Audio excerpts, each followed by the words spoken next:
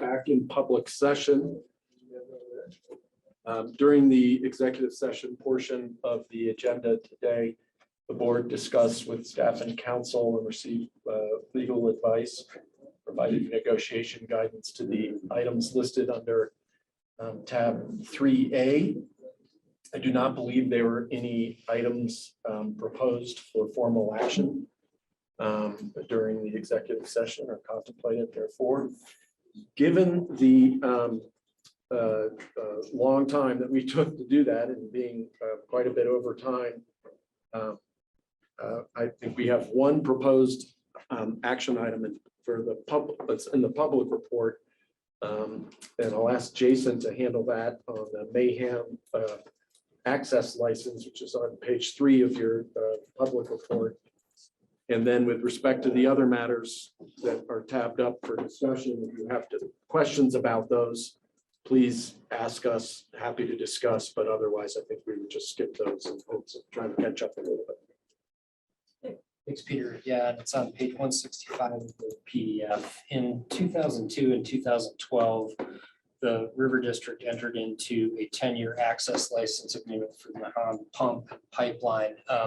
They have a water storage contract with us in Wolford Mountain. They use it to irrigate landscaping. They're located right there on the reservoir.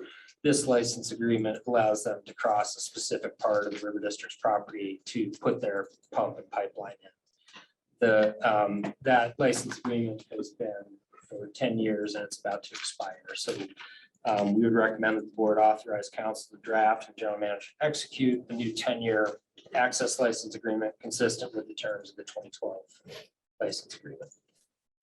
Okay. Questions for Jason? If not, I'd entertain a motion. Moved by Monger. No, McInnes. Monger second. Monger seconds. Further discussion? All those in favor, aye. Aye. Those opposed, nay. All right, that's the authorization required. Thank you very much. Does anyone have any questions on any of the other items? A through F, with the exception of D, which we've taken care of. Does anybody have any questions about any of those items or comments or anything that you would like Peter or Jason to address? Yes, Director McGinnis. Thank you, Madam Chair. Just very briefly, so tell us where we are on waters in the United States and the appeal for the case, Case, the waiting case. sure, we sometimes call it Doesn't the have Roe to v. be long, Wade, but just but real brief. Jason, can you provide a brief update on the case? Yeah, so Hildy Ursula, that case has been, the Court of Appeals recently ruled not that he necessarily. Give a little background on it. first of all. So the issue here was about whether there is public access to the stream bed in certain rivers throughout the state. It has to do whether those rivers were navigable in fact at the time of statehood. Recently, this case is kind of ping-ponged from district court and around and went up to the Court of Appeals, where recently the Court of Appeals found that they didn't find that there was necessarily that access right, but they found that Mr. Ursula had the standing to bring that case and prove that case about whether that portion of the Arkansas River that is the subject of this case was navigable in fact at the time of statehood. So that, my understanding is that the Colorado Attorney General's office has sought a writ of certiorari in front of the Colorado Supreme Court to take that up directly to the Supreme Court. The Court of Appeals remanded that back down to the district court for findings of fact on those issues. But currently, my understanding is the state is seeking to appeal that directly to the Supreme Court.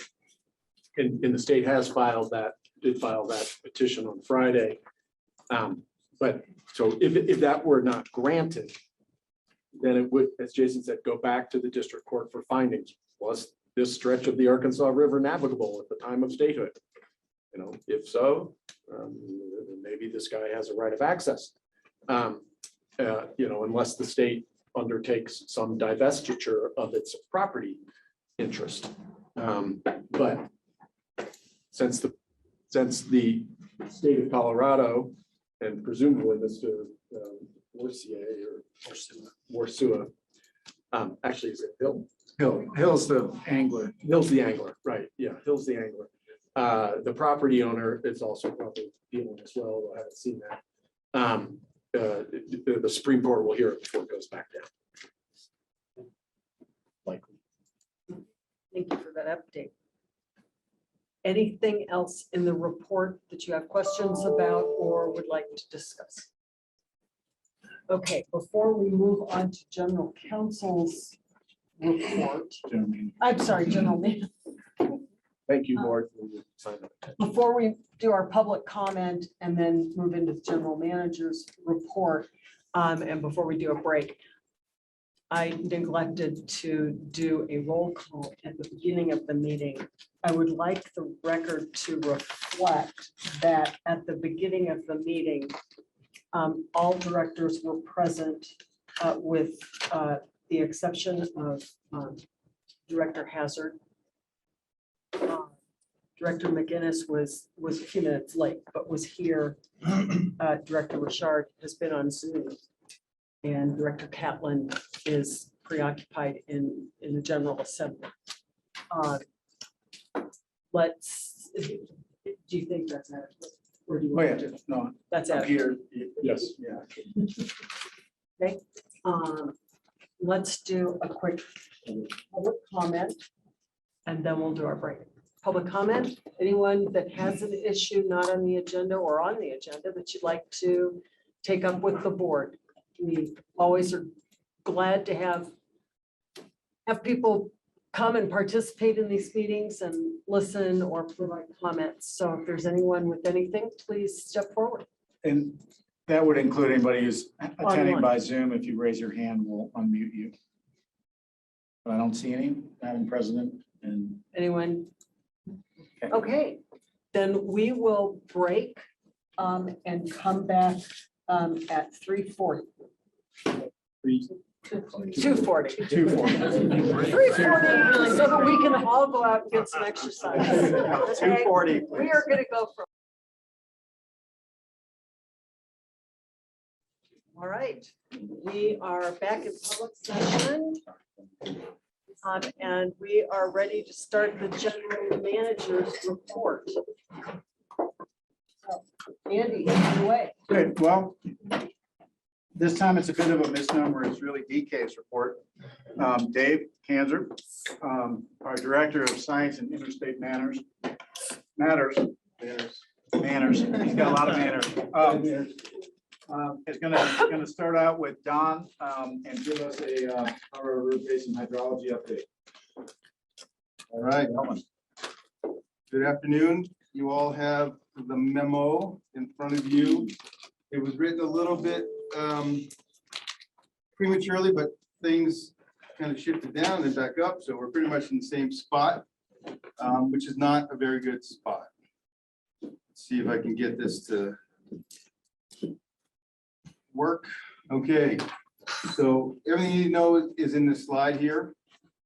The broken record continues, and it wasn't supposed to be a pun, but we are breaking records. It's sort of that record that keeps playing over and over, but we are extremely dry for the following reasons: above normal temperatures, below normal precipitation, above average dust on snow, all equals, well, combined with low average runoff efficiency, and I'll talk what that is, results in below normal snowmelt runoff projected really across the entire Colorado River Basin.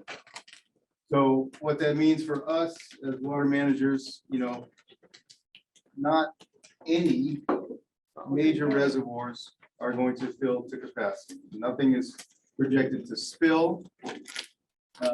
Many are trying to recover from last year's record lows. And it's worse the further south you go. So you see a few asterisks there, and that's because, as I mentioned last time, our period of record, when we talk about normals, It's all in comparison to the 30-year record. That 30-year record has shifted. The 30-year record has shifted drier. So in a relative sense, these numbers actually look better. So it's kind of a little bit of a double jeopardy. So that's what those notes are. And for example, at the bottom, which you can't really see with that icon there, this year for Lake Powell, it's 66% of average of the revised period of record. Previously, that would have been about a 56% of average. So really about 10 to 11% change in statistics. The water, again, 6.31 million acre feet for the water year. So it's really a challenge to try to describe these issues, but we recognize that it is dry out there and a little getting drier. This is another, I think, a pretty telling graphic that kind of shows why the percentages can be misleading. This black line is our snowpack in the headwaters overlaid on a statistical bands. These statistical bands, from dry to wet, with the green in the middle, which is sort of that 50th percentile or median. As we creep along it, you can see sometimes we're on it, that's 100%. When we're below it, it's less than 100%. And as time goes on, if we stay where we're at, we will get back to 100%.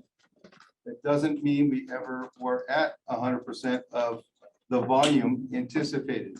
So this is what is a challenge to convey to those that don't live and breathe water like we do. But one, I just wanted to show you where we're at, where we've come. The other thing that shows you is we had a few really wet periods and some protracted dry periods. And now we're just kind of treading water. And that's kind of the case around the basin again. And it's also a little bit spotty. If you go north, parts of the Yampa, go south in the San Juan, this whole black curve shifts down. So it's a combination of the snow, and the snow can also be represented as the water year precipitation. So we're taking in rain and snow in this plot. And obviously, again, you want to be in the green areas, or blue is even better. Green is right about that 100% mark. And this kind of tells you where you live, what you've seen over the water year to date. And again, it doesn't look so bad, does it? But then keep in mind the frame of reference has shifted drier, so it looks better. Okay, so I just want to keep hammering that. And again, if you're out there, in Moffett County, it's dry. It's not green and wet and beautiful, but there's times, and as you compare it against relative references, that's what the map showed.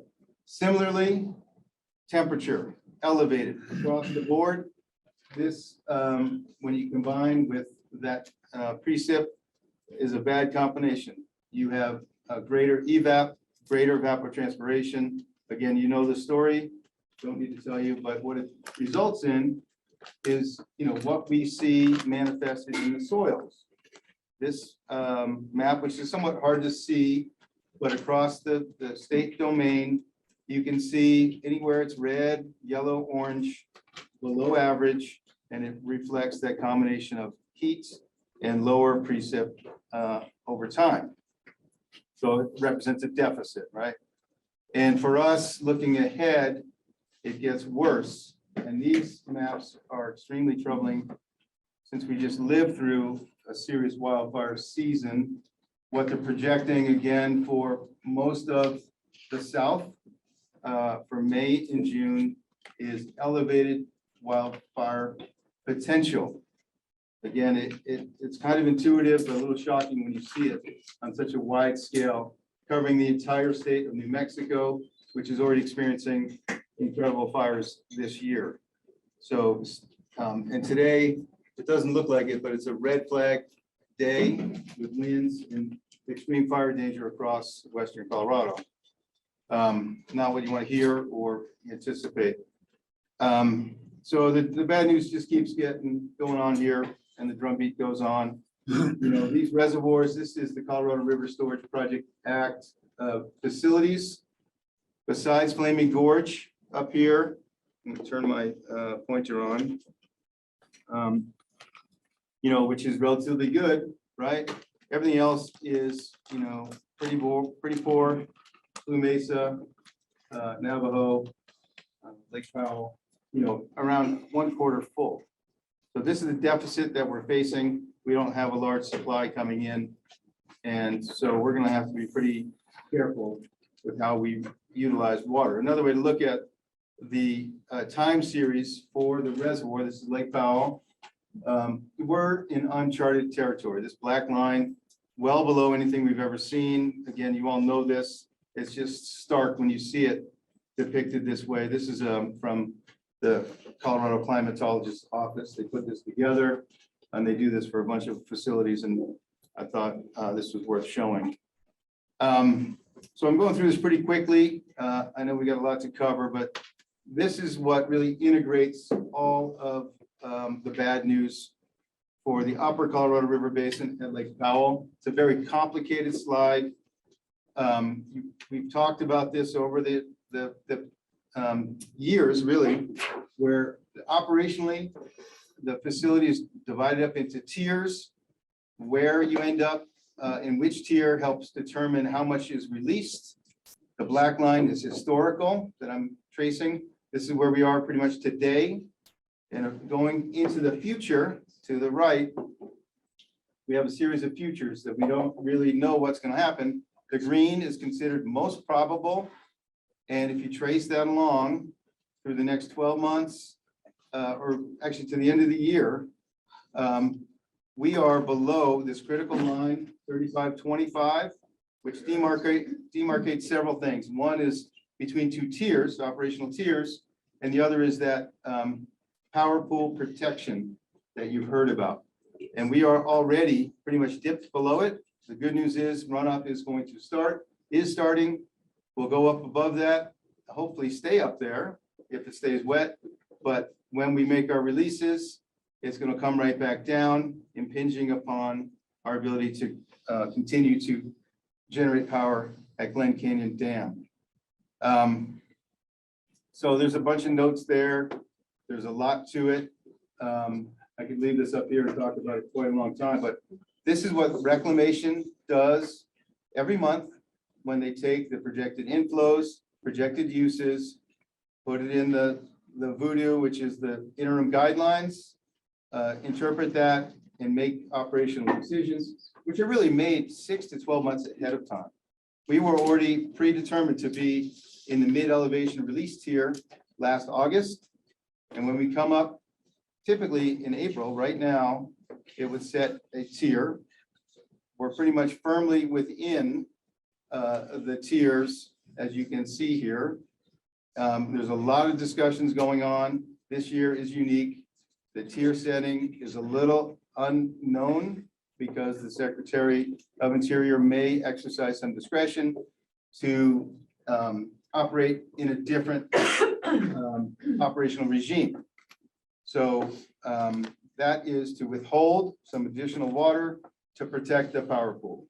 So up to the volumes being discussed are about 500,000 acre feet to be withheld in total in this water year, instead of releasing 7.5 million acre feet, as is shown here. This is the standard practice to protect and to avoid going below 3525.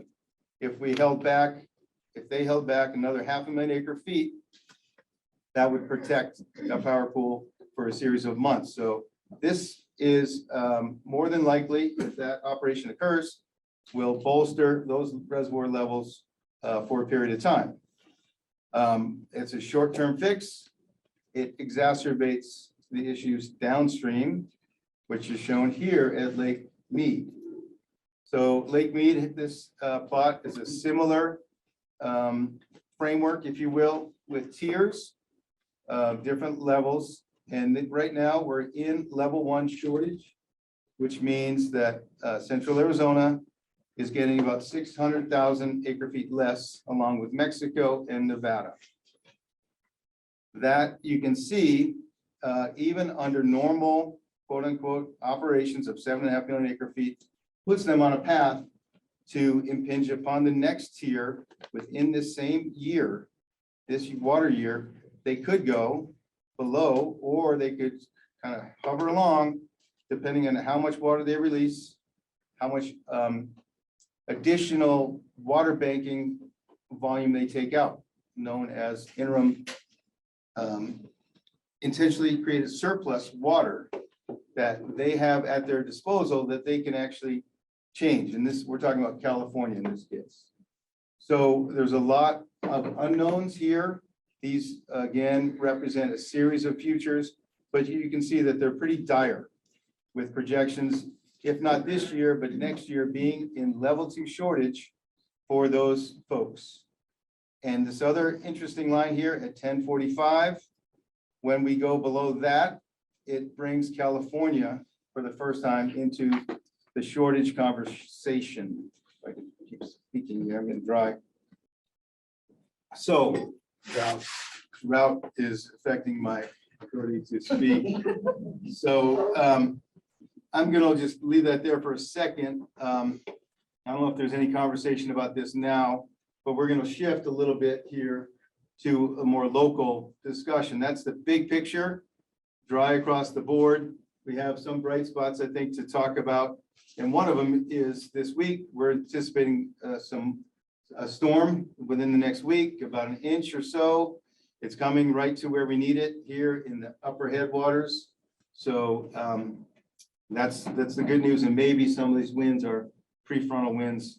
So we're really hoping that we can continue for that flatlining and get far over as we can, because the further we get over before it heats up, that's going to help our runoff efficiency. And I mentioned that before, runoff efficiency is really key. The amount of turning that solid water from snow into liquid water into the rivers. Last year, extremely inefficient. We had an 89% snowpack and a 32% runoff. If we had an 89% runoff this year, we're hoping it's going to be 60, 70, 80% runoff if the conditions are right. So with that, I'm going to pass it over to my man, Don, and he's going to talk about some of our more local issues here.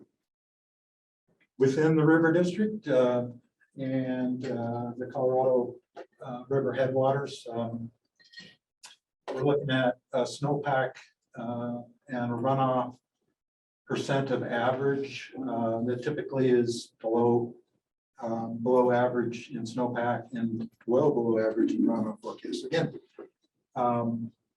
this is due to the efficiency of the runoff that's being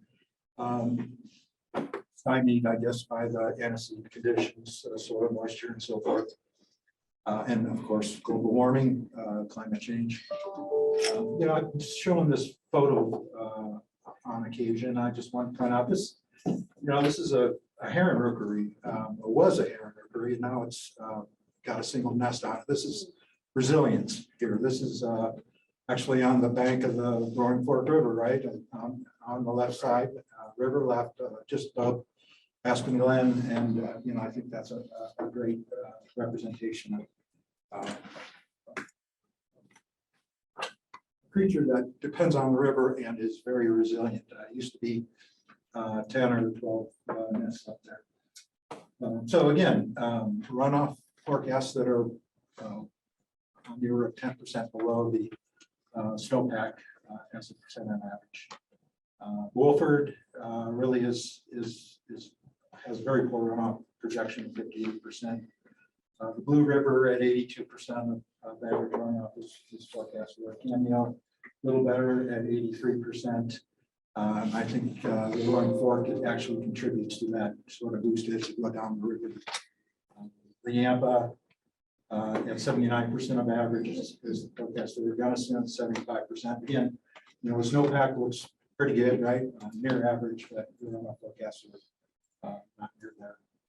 So really, again, La Nina, you see many of these slides that show forecasts for precipitation and moisture, potential fire conditions. They're all La Nina, right? We have this southern propensity for dryness, for propensity for fire. So are those all 30-year adjusted numbers as well? What DK was talking about, I believe so, yeah. So in, let's say, last year's framework, they would be much lower, right? Maybe 10% lower, Dave, is what you said. So looking ahead at 2022 projected operations, we'll show a couple slides here, but Wolford looks like it may be down 10 feet at the maximum. It may actually feel better than that, and it may come up to near full on the outside chance that we get additional snow and moisture. Cool conditions as we go forward. Could wind up below that. So 10 foot down at Wolford. No cross operations. Again, coordinated operation, reservoir operations aims to enhance flows down in the 15-mile reach through Grand Junction there in order to condition the river for the endangered fish, benefiting their ability to spawn and so forth. Green Mountain substitution. Now, folks have heard about substitution, maybe not. That's when, again, the cities, Denver and Colorado Springs take water above Green Mountain, not a priority, and then they replace that or release that in substitution later in the year on Wolford and Williams Fork. So there's a substitution year again. Last year it was around 37,000 acre feet. This year they're projecting about 10 to 20,000 acre feet. That's a physical deficit in Green Mountain Reservoir that's made up later in the year by Wolford and Williams Fork. At Elkhead, Elkhead almost always spills. I'm going to say it's a small bucket on a big tributary, but we are challenged. In the past, without a fishing net, we tried not to spill. Now the only reason not to spill is to try to mitigate the downstream erosion. Okay, so that's what we're doing this year, ramping up the releases to maintain space. Then finally, the Glenwood Canyon debris flows that occurred last year and the year before. We're concerned about mobilization, although there's been quite a bit of work in case but they have removed about 150,000 tons of material in several of those debris flows that on the river. Next slide. So here's a model snow cover graphic. And, of course, the red and orange are below average. Blue and green are above average. So this is a sort of statewide West Slope picture of the current snowpack conditions. And the triangles are water supply forecasts. Generally, those water supply forecasts are, again, 10% or so below. So you're going to see a lot of red and a lot of orange in those triangles. Those are water supply forecasts. Those forecasts are listed on the right. Yampa at 80%, Elkhead 78% of average. Again, a small bucket, so we don't have any concern about filling there. We just want to avoid spilling. Stagecoach at 80%, Cameo 83%, as we saw in the previous slide. Dots Arrow a little less so. Again, as you go south, in this case, it's a little better. But if you look at the colors, it shows that La Nina kind of distribution of moisture. Gunnison at 74% of average. Still the San Juan 56% of average. So now again, this is for the south. In the big picture here, we got much poor conditions and salt and the gula. Very little forecasted volumes.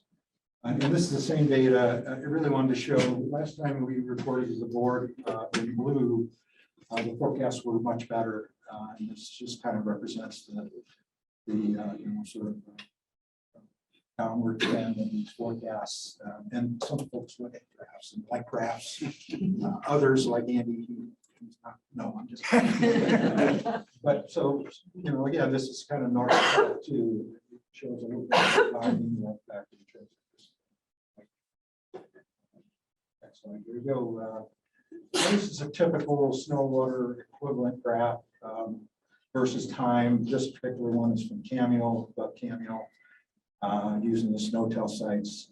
Again, you can see in the gold trace, the average, and in the blue trace, the current, where DK is pointing there, that's the current snow water equivalent, which is at about 95–98% average for the state. But you'll notice that on the average, the peak occurs in the first week of April, and now we have perhaps an extended snow water equivalent condition that will push the peak off by a couple of weeks. You can see this particularly in the plot here. Comparison to some other years there, recent years. So let's talk about the enterprise operations, Wolford and Elkhead. At Wolford, right now we are about 30 and a half feet down from full, 30.5 feet down from full. That's the brown solid circles and elevation is red on the right. Outflow is in green and inflow is in blue, red on the left axis. So we're releasing currently, actually we dropped down to 20 CFS yesterday. Okay, so the Shoshone power plant is operating today. So if we didn't have this warming trend, we would perhaps have a continuation of the shop call. Shop call ended yesterday. So that's why Wolford is filling. Again, that actual call adds another 158 CFS, right, to the call level from 1250 to 1408. So that would basically make the call more urgent, if you will. But currently, we have enough water in the river at dot zero that there's not a call, even a junior call at 1408. But that may come into play later in the week. So we'll see how that goes. But all reservoirs are filling now. The mountain cut back to 100 CFS, I believe, which is the minimum power there. Wolford at 20, and I believe Williams will come 20. So that's the Wolford operations to date. Here's the projection where we might be. Again, the brown is elevation, right on the right axis, and as we fill with the inflow, this is a most probable inflow, 29,000 acre feet. We, in this case, come up to about 10 feet down from the full pool, and then later in the year, we would release potentially for the substitution that is released from the 24,000 acre pool that Denver has in Wolford. In this case, we're assuming 5,000 acre feet of substitution, and so we wind up about 22 feet down from full on November 1st. Potentially, we may be down a little further. Again, depending on the hydrology, inflow of hydrology, and then also the substitution volume. Generally, if it's drier, we're going to be lower maximum fill and irrigation season level. So here we have Elkhead Reservoir operations to date. You can see that the inflow came up fairly quickly last week. Up to about 150 CFS. We had to clear the landowners downstream in order to try to bypass that water. Again, we're trying to maintain space so that we can mitigate downstream erosion. So we recently ramped up currently at 150 CFS, and we drew the reservoir down a couple of feet. But now we're gonna, and again, we're gonna try to bypass the inflow as it rises. They anticipate inflow to come up to about 450 CFS in the next week. Next slide will show sort of a projection of those operations. So to date, we come up to 150 CFS. It looks like, okay, so this is 2015 inflow modeled with current conditions at the reservoir. We anticipate that we'll release about 300 to 350 CFS. And in order to mitigate these higher flows, these higher spikes, we're going to try to store the peak in this particular year type. We're going to be able to do that. We'll fill later in the year, but you can see that we actually store, in this case, the 2015 inflow in those spikes up around 600 or 700 CFS. So we are mitigating the erosion downstream.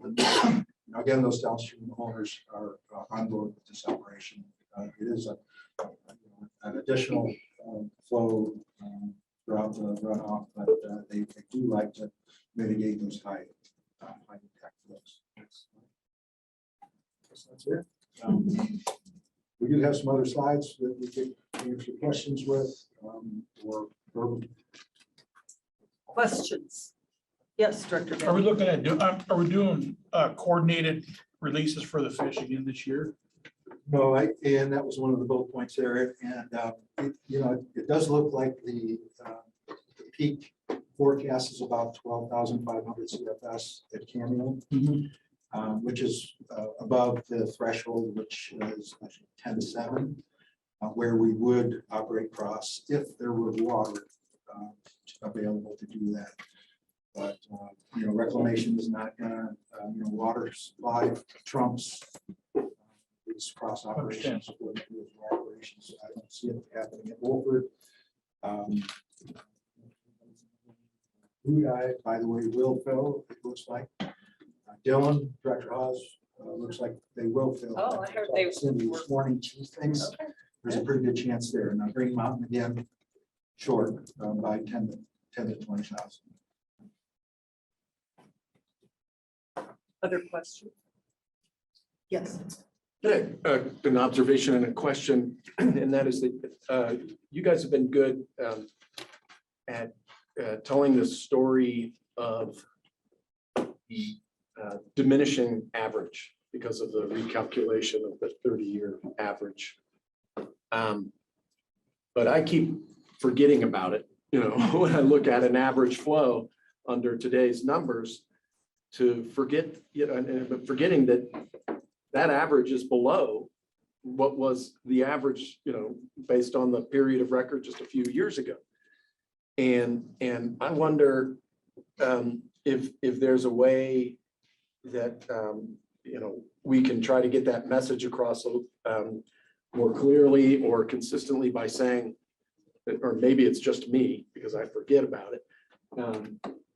Comparing the current average with either a longer term average or the former average, because there are numerous water rights agreements, water right decrees that are based in part on, X, Y, and Z happen when the flow is above or below the average. In some of those decrees, they lock in that average based on, say, X number of acre feet, or the average for the period of record from 1950 to 1980. But in many, it just says, in many agreements might just say, based on the long term, the average that the Basin Forecast Center provides us with. And so it actually has an impact because it will drive the frequency up or down of whatever trigger might be in that agreement or decree, and can have significant impacts to the road reduction criteria, for instance, right? 85% at Yes. potentially could be impacted. Yeah, exactly. And so I just wonder,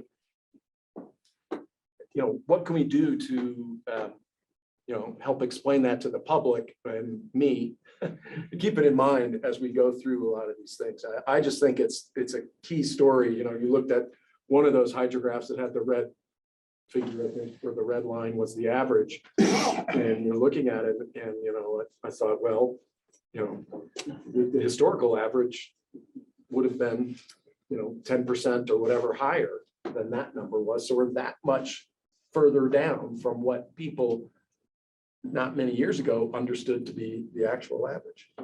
Yes, I think there's two things that I caught from your point. One is the public education, which when you look at the reservoirs, a lot of why the reservoirs are lower is because of this issue. People are using the water in the historical practices that they're used to when there's 10% less water available. The other is trickier that are in these agreements. And I think the lesson there, which you probably already know, is you gotta be as specific as you can when you talk about, technical solutions in a legal document. You have to really have those footnotes that talk about, well, what is 80%? What's the period of record? And so those, to me, are two very divergent set of issues, but the second may be more important than the first, I don't know. So, yeah, and how you interpret it going back in time based on, and the other is maybe the third point, which was implicit, is planning to the future. We can't use the historical record to think history is going to repeat itself. And we've seen this. And this is what got us a little bit on the other side of maybe reclamations planners. They were relying on 105-year period of hydrology. It shifted quickly. They didn't adapt or adopt the drier hydrology until people like Eric Kuhn and others said this is not representative. So you really need to, looking forward in your plans, have a, I'll say, conservative or pessimistic outlook to address that which we've never seen before. We're seeing conditions we've never seen before. Will it return to something we used to see? Maybe. But for good planning, you have to plan for the worst, hope for the best. So I don't know if that's another place where you're going, Peter, but it's important that the benefit of the drying or the shift of our period of record or frame of reference is it's more representative of the near-term conditions. And yeah, it captures climate change. You're going to have perhaps a better chance of having trembling below 85%. Actually, it's going to be less of a chance of a call reduction using this moving window for historical comparison to runoff. So yeah, there are going to be impacts to agreements and to decrees and so forth. Maybe it's important to understand which direction that bias is going to be. But you have a climate shift, and I think we need to keep in touch with that.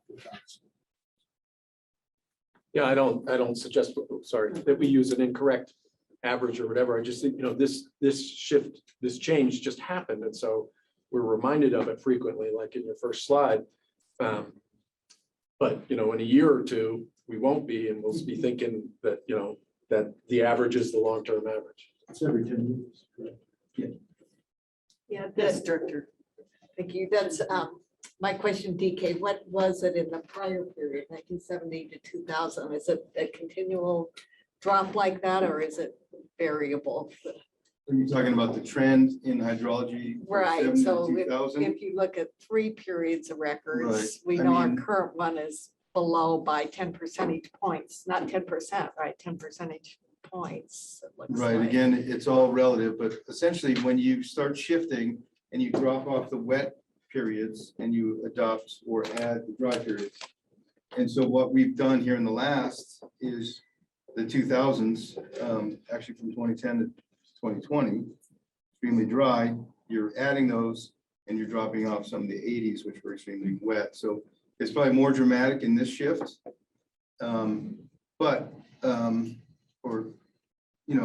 We've seen it in the last shift as well. I think the reason I keep bringing it up is because it is a significant misconception. And for planners, it's all about your assumptions, and modelers. It's all about what you assume the future will be. Will it be like the past? Can you believe the climate scientists? Because there's a lot of naysayers who don't, right? And so how does one engineer, scientist make that assessment without educating? And coming back to Peter's point, you have to keep talking about it. You have to keep looking at it. So I don't know the specific answer. I can get back to it, but it's more dramatic this time than it was last time. Well, if I can, Scott Homer's here from Division 6. He's a water commissioner. Scott, welcome. Had the pleasure of being up in Rangeley for State of the River, where Aaron White, Division 6 engineer, gave a presentation. And one of her slides was really instructive in that I don't remember how many decades she went back, but the flow of the Yampa over 10 years dropped. The average flow dropped every 10 years. It was a lower average flow. Oh, the white, you mean? I'm sorry, what? The white, of the white, right, of the white. Give us credit where it's due now. It was Rangeley in the White River. Yes, no. That's good. Yeah, but it really, in that particular river, in the White River, it has just dropped every, that average has dropped every 10 years. And I think that's a really critical analysis. And I thought Aaron's slide, for a guy who doesn't like graphs, Tom's right.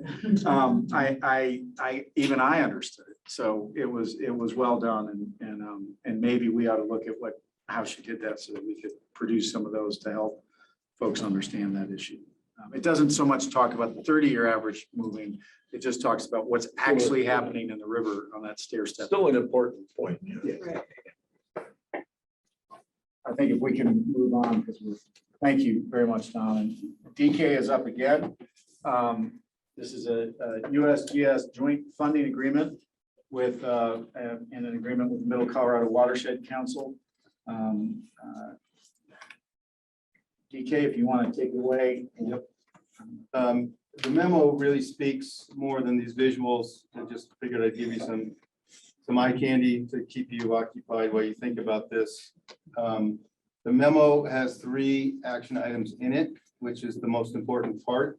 But to give you some background on what it means, it's a kind of a confusing management concept that we're putting in front of you based on some really good science. And we have a project sponsor, Paula Stepp, is here from the Middle Colorado Watershed Council. They're the ones that have put together this project. They've brought a bunch of money to the table to study and monitor the impacts of the Grizzly Creek fire to the Middle Colorado River. And to do this, of course, we're engaging with the USGS. The U.S. Geological Survey are obviously well, not obviously, but they're the preeminent watershed scientists. And if you were living under a rock, I'll show you what you missed, which is, a 30,000 acre foot fire just upstream of here. These maps show the burn severity and the debris flow probability. Again, couldn't have done this without the great watershed scientists from USGS. They put this together before we were hit with a 500-year event, which was an intense series of rainstorms last summer in late July, early August. A series of those hit these areas. Luckily, we had already monitored a whole bunch of the watershed for precipitation, and we had in the channel downstream a bunch of monitors. And in fact, right here in Glenwood Springs, we have some of the latest technology that's looking at flows in 5 different water quality parameters that are reported in real time. And it's kind of a good news story to a bad news situation where we had these things in place and we're learning a whole lot. This map shows, again, it's in your memo. I'm not going to belabor it. You can look at it and study it, except that downstream and in and around the fire shown in red, the impact area, we have a bunch of monitors in the channel and around. And of course, this costs a bunch of money. We were able to do this for 1 year pretty quickly. Again, everybody was interested in banding together, but now the hard part comes to how do we continue this program? And the Middle Colorado Watershed Council engaged with CWCB and the Department of Health and others to come up with a pot of money and a proposal. And so this is some of the eye candy that's it's probably not the right word, but it just shows you the devastation. Just go through it quickly. We stole these from CDOT. CDOT, of course, was heavily impacted. We all know that, closed down the highway for weeks at a time. And the material ended up in the main channel, constricted the channel, and you can see the sediment obviously is mobilized, goes downstream to our water users, whether they're agricultural, municipal, and affected transportation. And, you know, as Don said, over 150,000 tons of material moved already. A great job. If you drove through from the east, you'll see this. So again, I don't need to look at it, but this is where the hard part comes. Well, that was pretty hard too. Trying to figure out how can we put together this funding plan again in conjunction with our partners and USGS. The concept is the Middle Colorado will aggregate the funds. We, as a local government, can engage with USGS and leverage those funds, almost double those funds from 500,000 to over $1 million to effectuate this 3-year study, which goes really all the way down to Rulison, and sort of butts up against the next fire, unfortunately, which is the Pine Gulch fire, which is also separately monitored and funded. And then upstream, another fire, which has also got a similar but different set of monitors in the river. So what we're asking, and maybe I should pull up my memo, and you should all look at the 3 actions that we're asking for. One is to become, of course, I'm not finding it right where it's supposed to be. Somebody can read it to me. Where is it? Sorry. So the first request Thank you. is authorization for general manager to enter into a joint funding agreement with USGS, subject to review and approval by legal counsel in an amount not to exceed $500,000 to engage in cooperative wildfire impact related data collection and analysis activities over the next 3 years. The request, Okay, Madam, is there a motion, Madam? is there a motion? Okay, moved by Hawes, second. Second Curry. Any further discussion or questions? Yeah, Yes, so Director question, so Monitor. what's, this is coming out of our 7A monies, our portion? of Okay, this? so You sorry, I skipped wanted to, over that pretty now that I got my memo in front of me, all the money is coming from other sources, Okay, and we are passing it through and aggregate, they're gonna aggregate the money from different sources, comes to us. We then contract with USGS. They can then match it with their matching funds and essentially doubles the money. We administer that, but all the heavy lifting is going to be done by the Middle Colorado Watershed Council, and 0 net expenditure of cash dollars would occur. And DK, can I, this spreadsheet that's up here, the first line, Colorado Water Conservation District, is that the Colorado Water Conservation Board?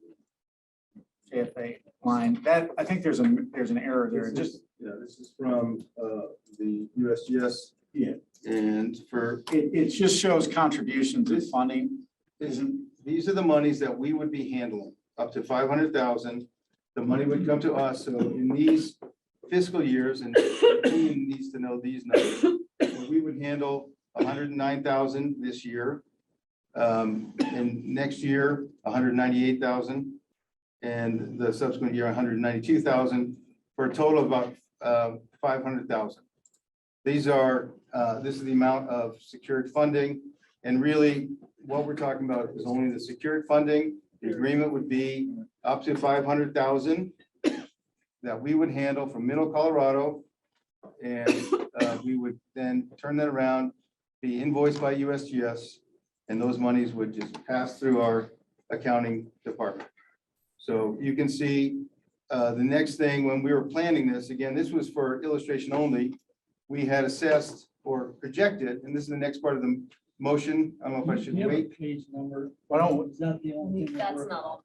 This is just a visual, the eye candy concept, to give you an idea of how many people are involved, how this is working in the timeline. This is not the final table, this is a draft table. And you'll see again that the 3% is actually 1.5%. if you all will consider that. We have a motion on the floor. Motion is, So I have one more question. okay, Apologize, Madam Chair. So USGS has the staffing and the ability to ramp up and be able to handle this? Okay, thank you. In fact, they're getting ready to do this as we speak. As soon as we can get the authorization, they're ready to go.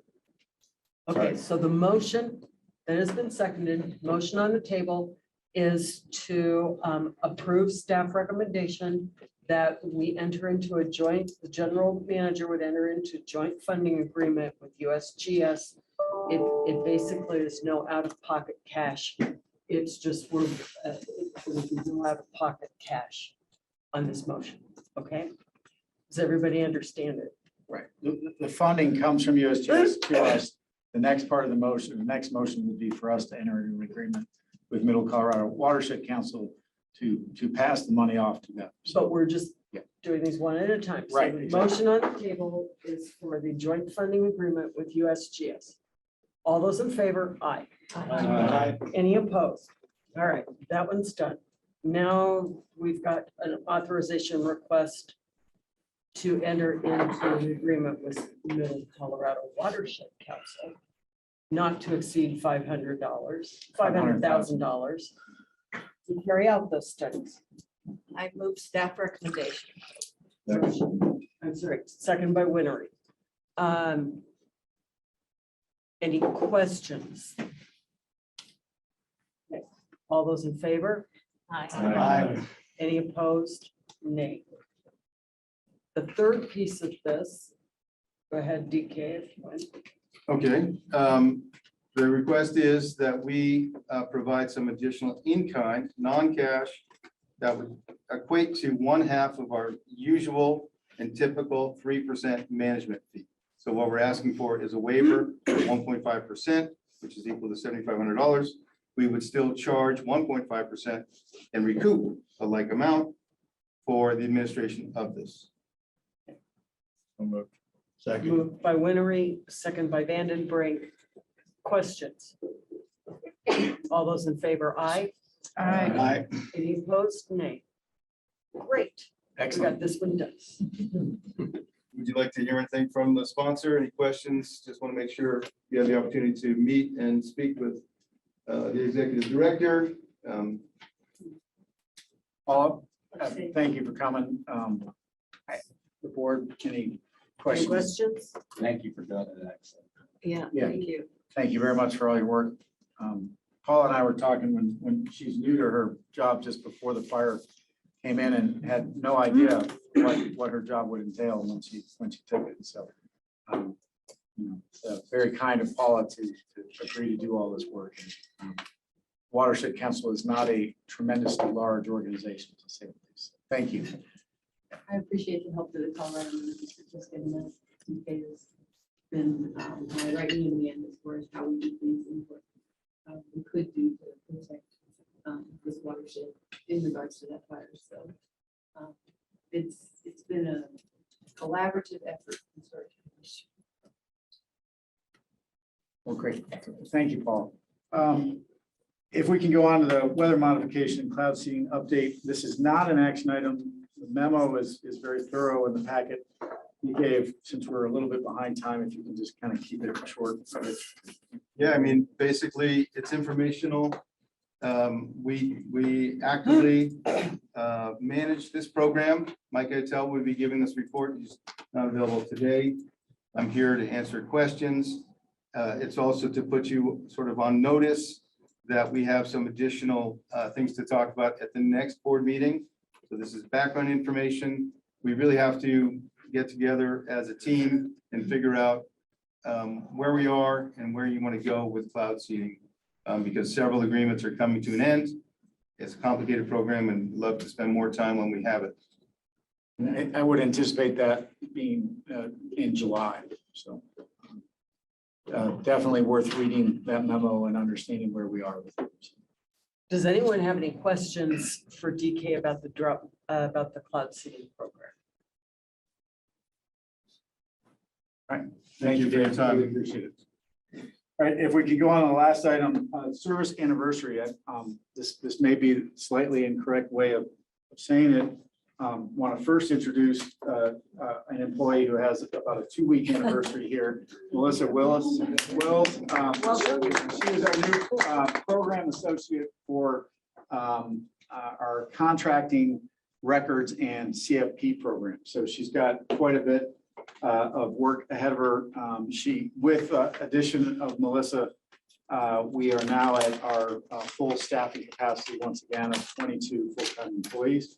It's great to have Melissa on the team. She sat through our new director orientation yesterday and passed the test because she didn't fall asleep while Peter and I were talking. And she actually appeared really interested in what we were saying. So that's pretty impressive. Melissa, welcome. Thank you. And then turn it over to Hunter to talk about Jack DeSanti, who is our experiencing 5-year anniversary. Jack is not present because he's up in Wolford working. Yeah, so Jack is our project caretaker at Wolford. He's our right hand man to Kim Davidson, who's who's been our caretaker there for decades. I had a conversation with Kim about Jack this morning, which agreed that Jack is a sort of Swiss Army knife of a team member. He's got a broad skill set, not least of which comes from his career with the State Patrol. He was a trooper with them for a couple of days. And that ends up coming in handy because he's ever cool, calm, and collected. He performs our courtesy patrols on the weekends. Just really talented guy. Kim pointed out that she had never heard the man say he couldn't or wouldn't do something. He's just, if he's presented with a problem, he figures out how to do it. Not terribly related to this is Jack's also an admirably devout family man. Every time I talk to Jack, he's talking about how he's just driven across the country or how he's about to drive across the country again to encourage his daughters. One is a collegiate volleyball player and the other is involved in equestrian sports. And he's just an all-around great guy and a great person to work with. And as Andy pointed out, he's not here right now because he's actually getting some work done. He's out on our tractor doing some maintenance work. So just want to say thanks to Jack. I'll look forward to hopefully another 5 years.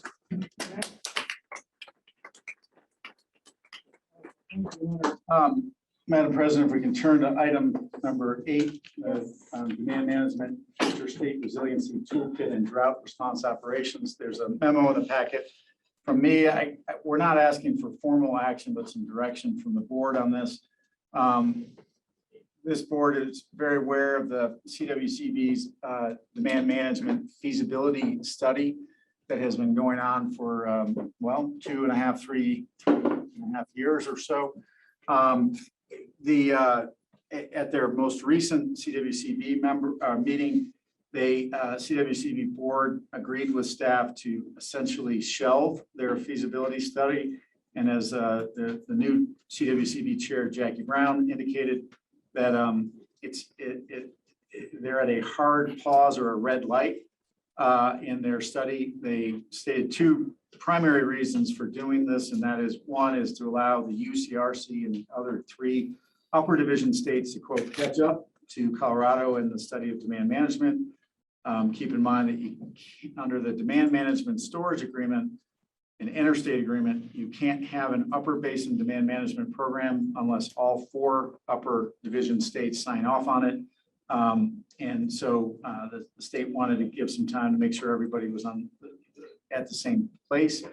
And then the second reason stated was to create time for the staff at CWCB to focus on an intrastate resiliency toolkit. And as the memo says, there wasn't a lot of particular discussion about this toolkit or the tools in the toolkit. But the idea is that we are, without a doubt, suffering in the 22nd year of a mega drought. It is not likely to change. It is likely that based on the science that we follow and the CWCB follows, is likely to continue and potentially, and most likely worsen in terms of water supply and temperatures and impact upon our water users. So, where are those shortages? There are shortages being taken every year within the state of Colorado. Those shortages impact primarily two user groups, if you want to classify them this way.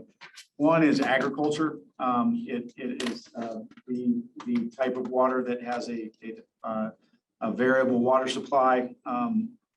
There is oftentimes, and I probably don't need to tell many of you this, at the headwaters locations throughout our district, there is often not water physically or legally available for diversion in the last 22 years.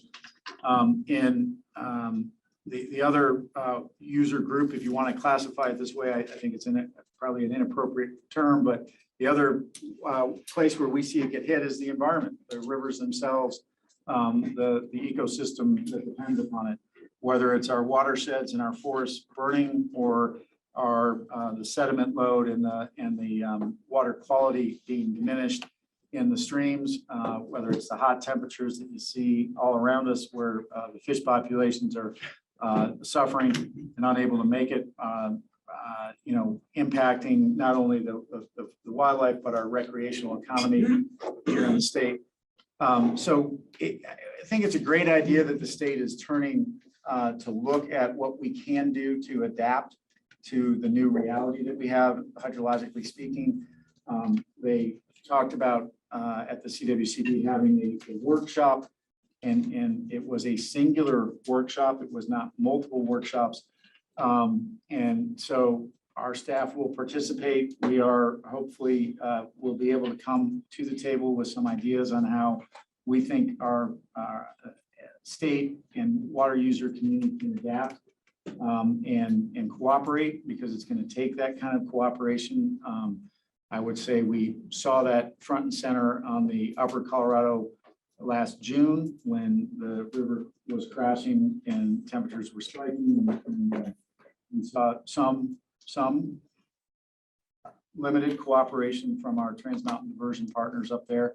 And we're hoping for more of that kind of cooperative effort in the future. Related to that, I'm just going to skip over the middle section of that memo for a minute. Related to that is the work this district has been doing on our conceptual market framework for demand management. I think a lot of what we've done is going to be very relevant if and when demand management comes back and gets either a yellow or green light from the CWCB. Rather than presenting it to the CWCB and others in the demand management space at this point, I would ask this board to give me and Peter, who worked on that, and the rest of staff some direction to just hold on to that document as it sits today. Hopefully it reflects an accurate representation of this board's last discussion at this point. You'll note in the attachment to my memo, that's that third version of that. There are items listed in red where our board was not in full consensus. So there are a couple points there that are still potentially hanging out there from the district's perspective. But I don't think it's worth at this point spending time on it, because we don't know what demand management might look like if it comes back. So I love that direction. And then secondly, I think just direction, if you disagree, we intend to participate in this the building of the resiliency toolbox. It sounds a little too flashy for me, honestly, as I say that. We'll bring our power tools and see what we can contribute, So Sam, we might need a few of your heavy equipment tools to bring to the meeting with us, if possible. So that's kind of where we are in the intrastate issue. Does anybody have an objection to us holding on to that market structure for the moment, time being? I think doing it, though, accomplished a lot of what we hoped it would. It got discussion going, it got the document, it got people thinking about specifics as opposed to the more conceptual process kinds of things that the CWCB was focusing on. I think it'll be good to have in a good pocket. Does anybody disagree, however, with staff's recommendation that we set it aside now for a while? Okay. And I would just say, I think that the principles and ideas behind it that have been developed by the board will help us as we move through a programmatic water conservation within the state. So I do think it was a worthwhile exercise. Turning to the bigger river issues, the other thing that the state CWCB mentioned at their meeting, the staff said that they've been very preoccupied, along with the other upper Colorado upper division states, dealing with revisions and refinement to the drought response operations agreement and a series of agreements that were necessary to implement that. Honestly, it sounds, I'm just going to be frank, like we have too many damn lawyers in the upper basin dealing with this document. Drought response operations agreement is, in my very simple understanding, very simple. We have initial crisp reservoirs, the upper initial crisp reservoirs that were built with the primary purpose of supporting and protecting our consumptive use in the upper basin. They contain water that, if and when moved down into Powell, will help protect the ability of the upper basin to meet its compact obligations and under the drought response operations agreement, protect the power pool in Lake Powell. Two things that are very important for the residents of our district. I guess it could take several hundred pages of agreements to figure out how to do that and how to refill those reservoirs. But that is what the upper division state's attorneys and technical folks have been working on. That's great. It has taken an awful lot of bandwidth to do that. You see in my memo, the fact is that this is a one-time, one-shot Band-Aid, right? We're talking this year. I think since I wrote this memo, the Assistant Secretary of Interior recognized the gravity of the situation at Lake Powell and the dropping of the levels in Lake Powell, and issued a letter that to the 7 states and said, look, we are looking at reducing releases out of Lake Powell this year below the number called for in the interim guidelines. The interim guidelines call for a 7.48 million acre foot release. And Assistant Secretary Trujillo's April 8th letter, it said that she is looking at releases potentially as low as 7 million acre feet this year. That's great. Preserving the level of Powell is important. It's us closer to a disputed number of 82.5 million acre feet delivery 10-year running average in the deliveries. Something to keep in mind in the back of our heads. The Interior Department is very concerned about the integrity of the river bypass tubes in the Glen Canyon Dam. And so keeping water above the power tubes allows for continued use of the power tubes and not reliance on those river bypass tubes. Makes sense to us. We understand it. In addition to that reduced release that is being contemplated but not determined, that letter asked for consultation with the states and asked for them to respond by the 22nd of April, which is this Friday. So we should anticipate some form of response coming from the 7 states. Additionally, as Assistant Secretary's letter stated, that the DROA releases this year, they're looking at fairly significant amounts of water.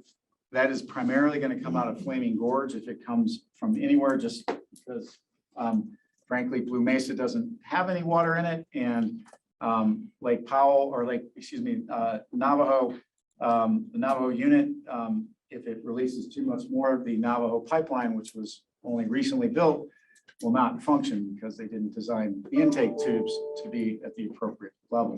So there's about 800,000 acre feet sitting in Navajo that can't be released if you're going to keep the Navajo Gallup pipeline in service. One might question the wisdom of the engineers who designed that, given the primary purposes of the reservoir. Nonetheless, Flaming Gorge is probably the unit to look at in terms of the release.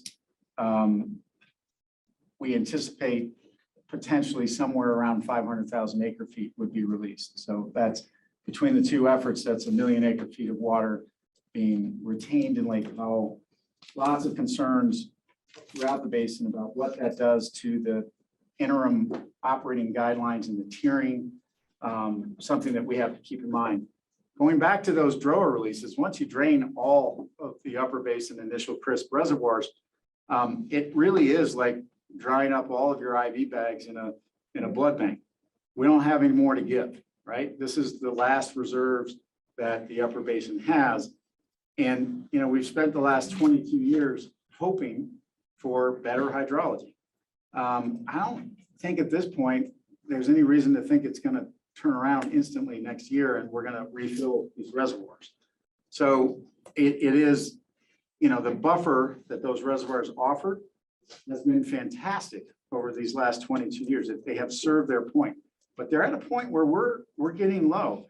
And the question is, what's happening here? You know, what's really going on? One is, you know, clearly we heard the hydrology report, climate has changed. It is changing. It will continue to change most likely and decrease the flows into the river system. But we also have a system that has allowed the lower basin to continue to hemorrhage water and use it down in the lower basin. Our use in the upper basin was below 4 million acre feet in 2021. The upper basin in Mexico used close to 11 million acre feet in the same year. That is not an equitable division of the waters of the Colorado River. The reality is that we have over-delivered every year for the past 20 years in the Colorado River system out of Lake Powell. And as we've over-delivered, even out of Lake Powell, the lower basin has continued to use more water than was delivered into Lake Mead. So it has put this system in crisis.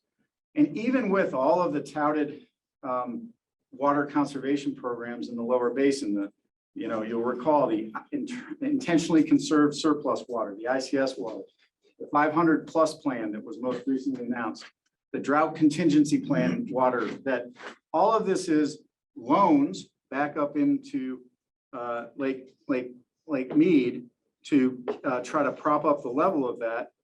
But they're not permanent reductions of consumptive use in the lower basin. Those are temporary measures, and every time they conserve water, oftentimes this year included, getting paid by the federal government to do so, it is temporary. It's not a permanent reduction in their use. There's been no focus on that permanent reduction in use by the Bureau of Reclamation, by the Department of Interior, or by the lower basin. It is absolutely time that happen, and that the Bureau of Reclamation, as the river master in the lower river, actually start turning the faucet down. And yes, there's a shortage declaration, tier 1, that occurred this year. That's a 500,000 acre foot hit to Arizona. Even with that 500,000 acre foot hit, and let me just say this, who's taking the hit down there? They're farmers. The food and fiber production in Arizona is getting hit. The cities are not, right? So the golf courses, the lawns, the swimming pools are still being filled. The fastest growing city in North America is Phoenix, right? So folks are moving there, folks are living there. They're not living within the hydrology. Our farmers and ranchers do live within the hydrology every year. I want to just give an example of that, and I think it's really important. 2011, the consumptive uses and losses reports endorsed by the Bureau of Reclamation says that our state consumed 2.5 million acre feet of water, right? So that's our total consumptive use of water for that year. Very high, right? Well, in 2018, that same report says we consumed 1.5 million acre feet of water. What did we do? We did a 1 million acre plus plan in our state, okay? We did that not because we banked it up above us and then got to use it again some other year. We did that because Tom couldn't get water in his ditch. Doug's ditch was turned down. Steve, I don't know, you still have water at the amusement park, but we saw reductions in use because that's what the hydrology brings us. The lower basin in those same years used the exact same amount. They don't get and haven't been impacted by that hydrology. So the reasonable request, given the fact that those reservoirs are now at critical levels, both of them, is that all of us have to live on what I call the run of the river. You live within the hydrology. And what was the basic agreement in the compact? It's an equitable apportionment, 50-50 on the main stem, right? So what does that mean? That means if you know what your hydrology is likely to be, you don't take more than 50% of it. And you don't forget that we owe Mexico the 1.5 million acre feet. The United States owes Mexico that. So you got to live within 50-50 after Mexico gets their treaty water. So I want to say that it is time for serious action by the Department of Interior. And I think this district just needs to be aware of that, needs to understand where we are on the interstate issues. Yes, Director Kurt. Thank you. So what is the legal mechanism for the Bureau taking that step? Well, the letter issued by Assistant Secretary Trujillo to the 7 states referenced her emergency authorities under the 2007 interim operating guidelines. As the river master in the lower basin, which is different than their role that they play up here, they have emergency authority in every contract that they've provided to the lower basin contractees. The authority under the interim operating guidelines is there to take emergency actions. And that's something that I think is appropriate for the Secretary and the Bureau of Reclamation to consider. And follow up, if you don't mind, Madam Chair. No. Is there a legal mechanism that the upper basin states could take to push for that? I think that our state's team is pushing for that in every opportunity they have in meetings with the Department of Interior in the lower basin. I have to think it's helpful that we're at least now really being clear about what the problem is, as opposed to when overuse used to be referred to as structural deficit, which of course always made it sound as though there was some sort of pipeline missing. And so I think it's really, I think it's in everybody's interest, and I think from an education standpoint, it's good. They still don't like the term overuse. I think they've moved off of structural deficit a little bit, and the new term is system imbalance. But that's, somewhere in between structural deficit, which agreed, sounds like it can be solved with the structure, and overuse, but by any other name. It's still overused. Other questions or comments? Yes. Just real Director Munger. quickly, Madam Chair. So again, none of this really goes back to the fact that the drought resilience is all of the upper basin. We're sheltering all of the drought impacts, seems to me like. So I think we're beginning to see some sharing that it needs to happen faster in many of our. But I think we didn't know that, or we didn't recognize it until now we have the crisis going on. So, yeah. Yes. Director Ross. Thank you, Madam Chair. I'm going to talk about the drought resilience piece, if that's okay. Because I mean, all of this kind of blends together and it all is interconnected. So I think the reason we did the market proposal was to be a leader on this and kind of figure out what the West Slope wants. I think the same is going to be true for the drought resilience toolkit. And so if there's any work that can be done ahead of time to just help people in the West Slope figure out, first of all, what does that even mean? What does that include? What kinds of things, kind of tools could be in there? I think that would be really valuable for the West Slope and our constituents. Because it's very, as you heard from the board meeting, they didn't have any definition, right? I think we're all still like, well, what does that exactly mean? And I think there are ideas out there. We just need to help people understand what they are, and so they can figure out whether to support or not. I would agree, and I think some of the, and I say low hanging fruit, it's not really low hanging fruit. Proper watershed management. It's a long term problem. Participated in a roundtable with Congressman DeGoose and Senator Bennett talking about fire shed management last week.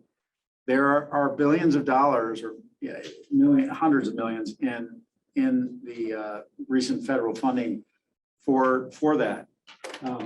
I will just say, unfortunately, the priority areas for the spending of that money ring our district. They are all on the east side of the Continental Divide and down into the southwest. They were identified based upon, according to the formulas I've looked at, based upon the dollar value of the human infrastructure in the wildland urban interface, in the WUI. So because the Front Range counties have let their residents build out in the forest interface area, they have more expensive and more homes over there. So they get federal funding to try to manage their forests a little better. Their drinking water all comes, or a large part of it comes from over on this side of the divide. I made that point. We had the head of the Forest Service there, the regional, the head of the regional forester out of Denver, along with a number of USDA and Interior employees, all of whom appeared to be very disturbed by the fact that we were raising these issues. Zane and I were there at this roundtable. They all promised us that they would get to us quickly to help us with that issue. So I would say there are other issues. The question is, we talked about this in the context of demand management. Are there opportunities there with respect to doing what our farmers and ranchers do so well individually during drought, which is first put their marginal acreage out of production? Is there something we should be doing programmatically as a state to encourage that in order to preserve the high value ag lands within each of our basins? Our discussion, from our earlier board discussion, very aware that is fraught with peril from a lot of our board members' perspectives, but it is something that we've got to look at. Other solutions may be out there. Taylor, certainly, if you have ideas, our staff would love to hear them. Okay. We'd love to articulate them. So, yeah. Other questions or comments?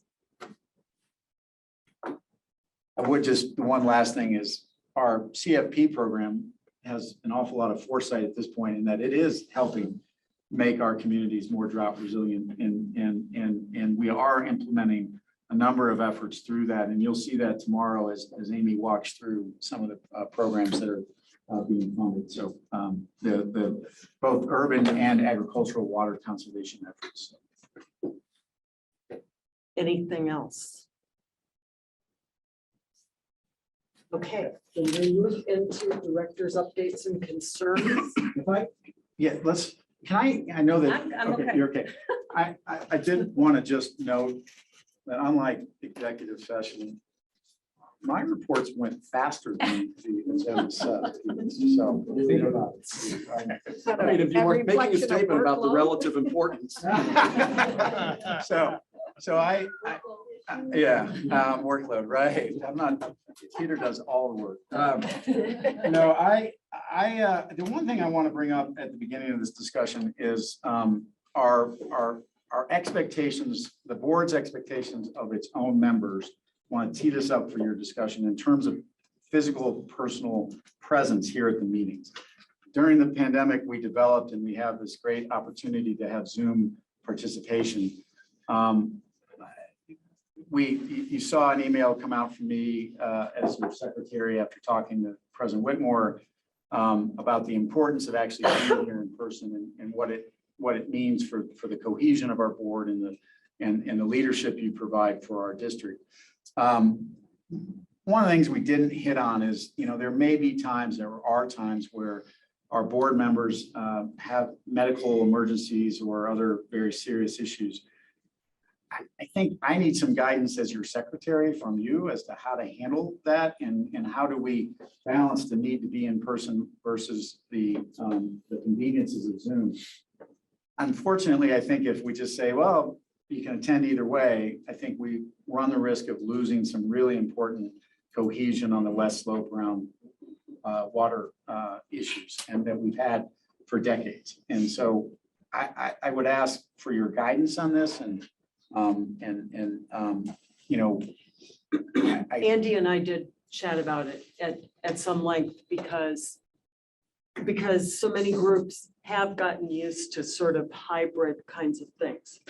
I'm just gonna tell you, I'm kind of an old dog, which you noticed, and I really feel that there's huge benefit in having people front and center, looking each other in the eye as we're discussing issues. I think we have good conversations. I think we have much better conversations in person on issues. I think we get a lot more dialogue. I think we get more meat in the discussion when we're here, you know, when we're all together, rather than what we were seeing during Zoom.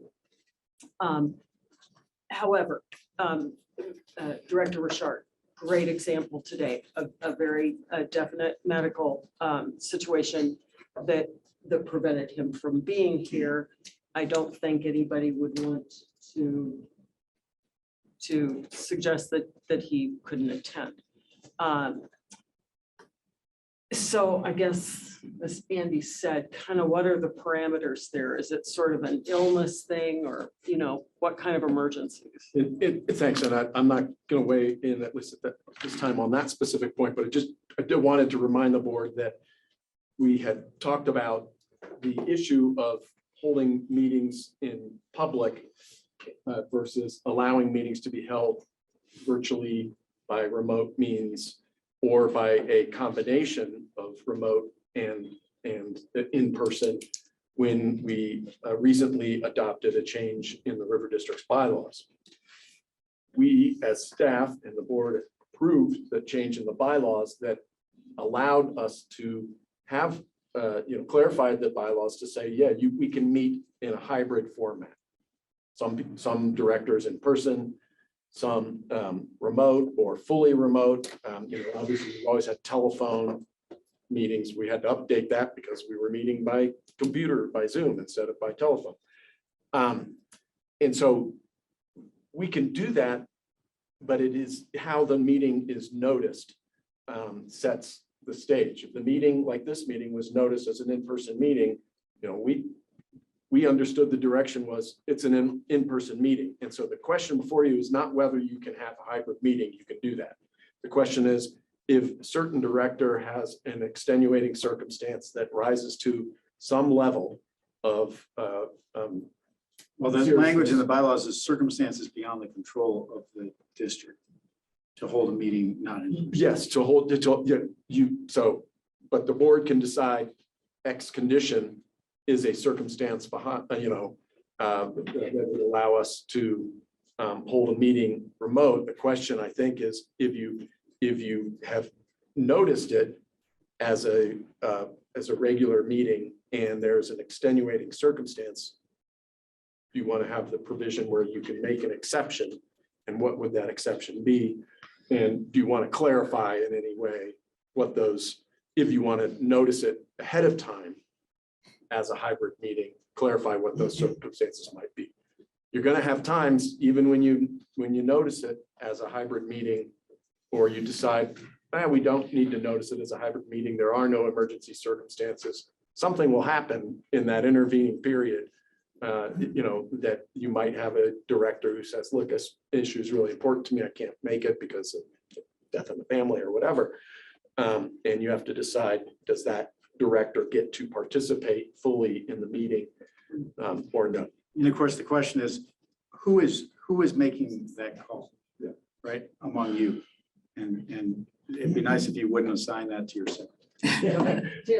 Yes, thank you. And thanks for teeing up the conversation. I think it's an important one. And I think we all agree being in person is way better than being on Zoom. I would encourage as much flexibility as we can have, because now with Glenwood Canyon closing regularly, there's work situations. I know in the past, there's been ag operations that people need to be, around their ranch in April. I think we shouldn't box ourselves in. If there's a way to notice it as a hybrid, but always with the expectation that it's in person, I would just think it would behoove us to have the best participation we can have. But that's just my thought. Comments? Yes, Director McGinnis. I completely agree. I kind of think we're looking for a problem to solve a problem. We're trying to figure out the problem. Read your attendance today. And add it to your hybrid, we got a state legislator, got somebody sick. They participated. I mean, and I think if you look at most of your meetings, COVID being an exception, my guess would be most of your people are here. Most people can't. This gives them an option. We didn't have 5 years ago or 2 years ago. Wow. You know, they can now participate, but I think if you start getting in, as Andy said, this is being the decision maker. Hey, Scott, the fact your aunt died or your best friend, too bad you can't participate in the funeral. I mean, come on. I don't. Yes, if all of a sudden, like, I'll give you the perfect example.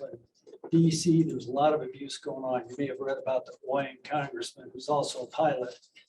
He votes by proxy and now he flies his airplane. He picks up $50 grand and then goes to Washington.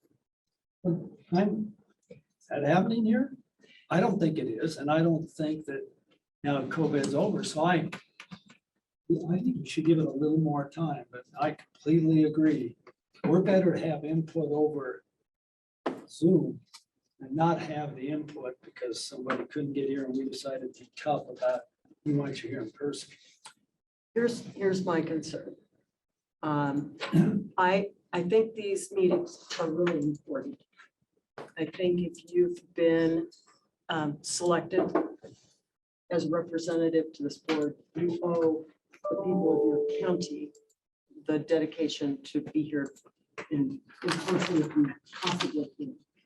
I am concerned that, you know, people not just sort of say, well, I don't really have to block it out on my calendar. I can just show up on Zoom. You know, it's inconvenient. So that's my concern. Is it happening? That's my point. I think you're kind of looking for it to happen, but I haven't heard anybody say, well, it's inconvenient. I'm just going to go by Zoom. And maybe you've observed that. Maybe this is an extraordinary meeting where we have the attendance we do. And we got a state legislator who's in the legislative arena and somebody else. Yeah, I guess you could envision that. I'm not convinced we have that problem today. Could happen. Director Curry. Thank you. I actually think that people should only be able to participate remotely under extenuating circumstances. We only meet quarterly. That we're dealing with issues that are absolutely critical. And I frankly think we should do everything in our power to be here in person. And within their power, if they can, what are you going to do? Director Tell them they Hawes. can't participate? I'm saying that's what I just said, under extenuating circumstances only. We only meet 4 times a year. So just to follow up on that, I mean, if there are ways we can define that, because like, I didn't join the October meeting because I was testifying to Congress on Colorado River issues. Does that mean I shouldn't, like, and I was there the rest of the meeting, it's just by Zoom. So what kinds of things qualify and how do we flesh that out? And I think that's kind of the question for just on the table. Director Gray. I pretty much agree with Director Curry. Yeah, you probably have, like all contracts, you have to have a definition page. of What's extenuating, and then the decision maker, whoever that is, can have some say, I gave them an excuse because it's in our definition of what's extenuating. But, and I, to your point, yeah, if you're testifying on something. I didn't care about my schedule. But I do think, I'm pretty much on your side. It has to be critically evaluated. Other comments, suggestions? So Yes. I guess I think we still ought to be having the option. I think everybody owes it to themselves. As Director Curry says, we owe it to our constituents that are a county that we are going to be in person as much as we can. I don't know that we should be here making passing judgment on what somebody else might have extenuating circumstance to them might not be my same one. So I think we still, and the main thing we want to make sure is nobody misses out on anything and that you're up to speed when you come back to the next meeting, so you're not behind the 8 ball when things come out. So I don't know, I kind of feel a little as Director McGinnis too, we might be working for a problem that doesn't exist. You know, I'm tickled to death that we're here in person, so I get the hell out of town. Another Zoom meeting. Director Chandler. I think it's really great to get this on the table. In-person meetings are so much better. I mean, the big problem I have with Zoom is you can't tell when Alden's talking. I can't see what Scott McGinnis's face looks like. You know, you miss a lot of that interaction. But I think that if we establish that it's a clear expectation that directors will be in person unless they have extenuating circumstances, I don't know that we have to define everything and make it somebody's job to say you're excused or you're not. I think we can trust one another to be here if humanly possible. If that for some reason doesn't work, we can revisit it again in January. It's actually, thanks, Kathy. That's good. It's fair. Yes. I agree with exactly what she said. Yeah, me too. The expectation is to be here, but I think we're all adults and we shouldn't have someone try to decide if it's a value or a good excuse or not. You can't make it because it's something that's very important to you. But the expectation like any other job is that you're here in person and you have me. I withdraw what I just said. I agree with that. Okay, so we will see how it goes. We'll. Well, yeah, I mean, pre-COVID, it wasn't an issue because I frankly didn't know what the hell Zoom was. Right? But now you can get Zoom in the cab of your backhoe. I do. But that's what I'm talking about. Because when I would rather sit here and look at Mr. Charming because I want to see what he has to say and his antics, and you can tell exactly what he's thinking by the way his hair is curled. But, so my point is you're right. I don't think anybody has ever really, I think Zoom is kind of like a COVID excuse. I think everybody here has taken the time, and we will be here. Pre-COVID, we all came here. We all came here today. There was a couple of circumstances they didn't. I guarantee if they would have been sitting right here. Yeah, understand. And so I don't think that it's a big issue, and I don't think it will be a big issue. If it comes up, the jury executioner, Mr. Mueller, will make whatever decision. All right, so I think the consensus is we just kind of let it lie. If we need to take it up again in January, we can. And we need to take a closer look at the bylaws as amended. But Jason and I basically believe that if I'm understanding the direction of the board here, that this will require us to notice all subsequent meetings as hybrid meetings. The expectation is board members attend in person, and we allow for the extenuating circumstances. If otherwise, the other way to do it is to notice them as in-person meetings, amend the bylaws to allow for an exception as, granted by whomever, the president and vice president or whatever, under extenuating circumstances. So I'm okay going either way, however the board wants to handle it. But if you don't want us to amend the bylaws to address it, which probably is the right suggestion at this point, given the sort of tenuous nature of where we're headed, I would suggest we do that, but that will require us to notice all future meetings as hybrid. Peter, I have the red line of the bylaws on my screen here. Would you want me to share it now or? I don't think so. I think we're okay. Okay. Sorry, I took up a lot of your time for director concerns with that, but I thought it was important. Taylor asked if she could go first, so. Because I'm leaving tomorrow after all this. So first of all, thank you. And it is great to be here and see everybody. I just wanted to first support, let this board know, since I will be here tomorrow, that I support the 2 Summit County projects that are coming before you all tomorrow. One is a modern, upgrading a storage tank, kind of modernizing the existing infrastructure in the county. And the other is an outdoor irrigation kind of residential plan for its outreach and conservation and helping certified landscapers in the community. And I think these are both examples of things that are just going to become more and more important. Being able to use the infrastructure we have well, and then also helping educate our own members of our communities on what has to happen in terms of reducing our water use. Summit County, like many of the tourist counties, are experiencing a huge boom in population, and I just think we need to continue to educate all the time. So anyway, just want to put that plug in for tomorrow since I won't be here. And then in terms of concerns, you know, I think my biggest concern right now is what's going on in the basin, and I don't mean this about anybody specifically, but there's a lot of finger pointing, and I understand the need for a litigation strategy, but I also think we need to be really leading on solutions and tangible things to help our constituents, our state community members, the basin adapt to a hotter and drier future. I said this earlier, we've got 20% reduction in flow since 2000. That's really significant, and it's not looking like it's going to get any better. And I'm just remembering that we started the Water Bank Work Group back in 2009 because the idea was, if we do nothing, what happens? What happens to ag? What happens to the environment? What happens to our communities?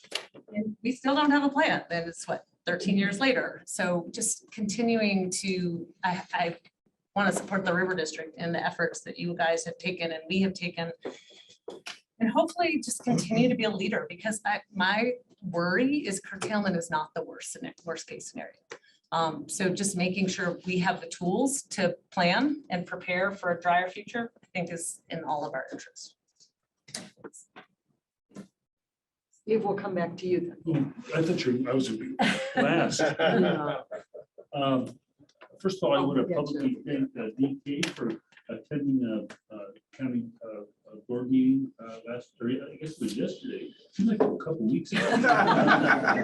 This is a long meeting. Our meetings are that long. But it was great to have him there to really summarize kind of what's going on in the basin and really educate our county commissioners. And that probably echoes when you read through his report. That's probably where most of my concerns come is, you know, we have real monumental things happening, and we got to be prepared to take whatever actions we needed to do it, because it's to solve it. It's going to be a problem for a long time. That's what I'll.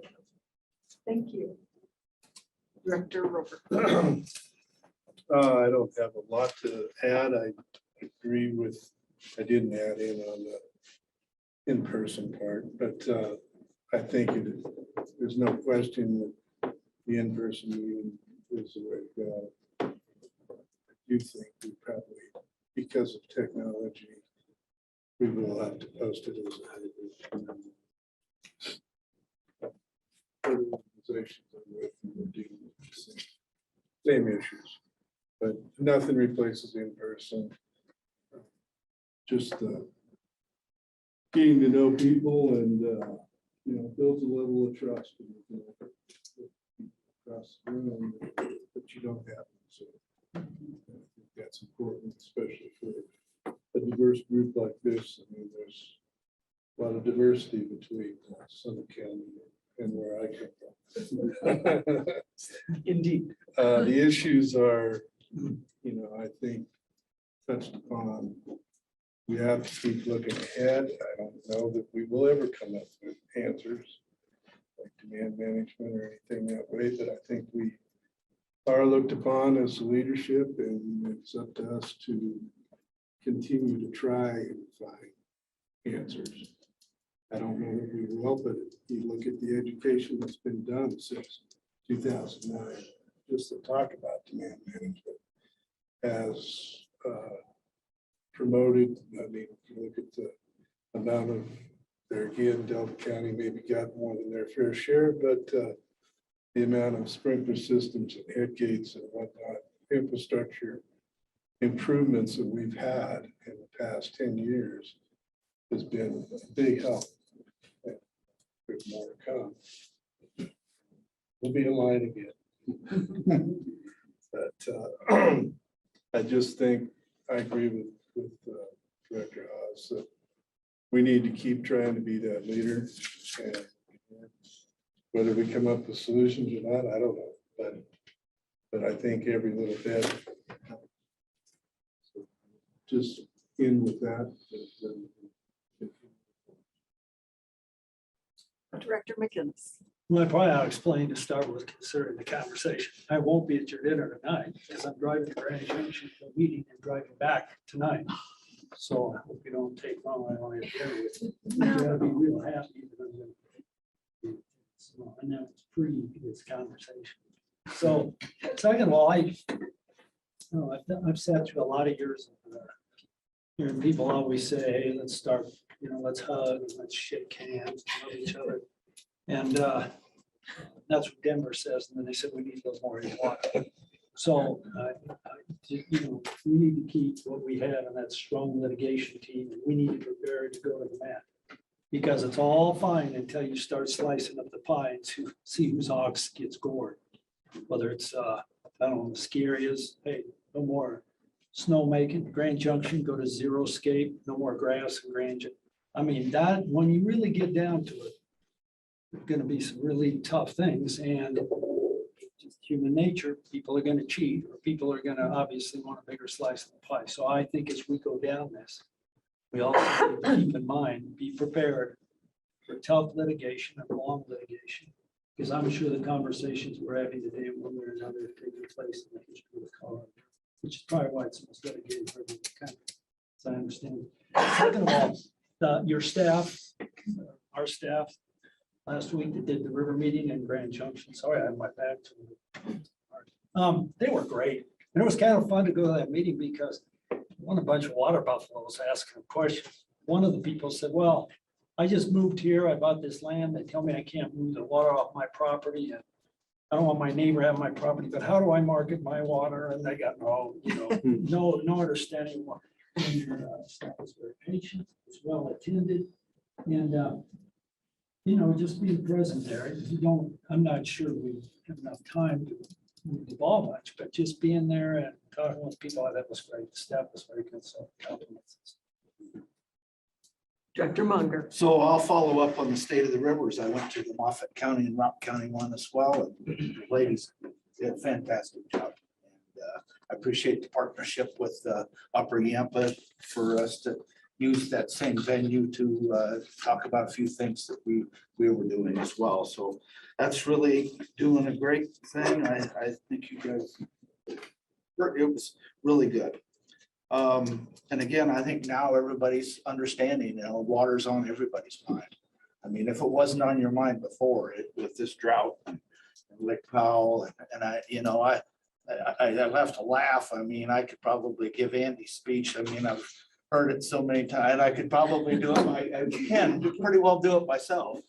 I try not to because I don't do it as well. But anyhow, I'm really concerned about this Lake Powell and the CRISP system. And I tell you, I make my living on water. And if I don't have water for me to do what I do, and the cows are going down the road and we'll be putting up $400 and $500 hay that, and half of what I do.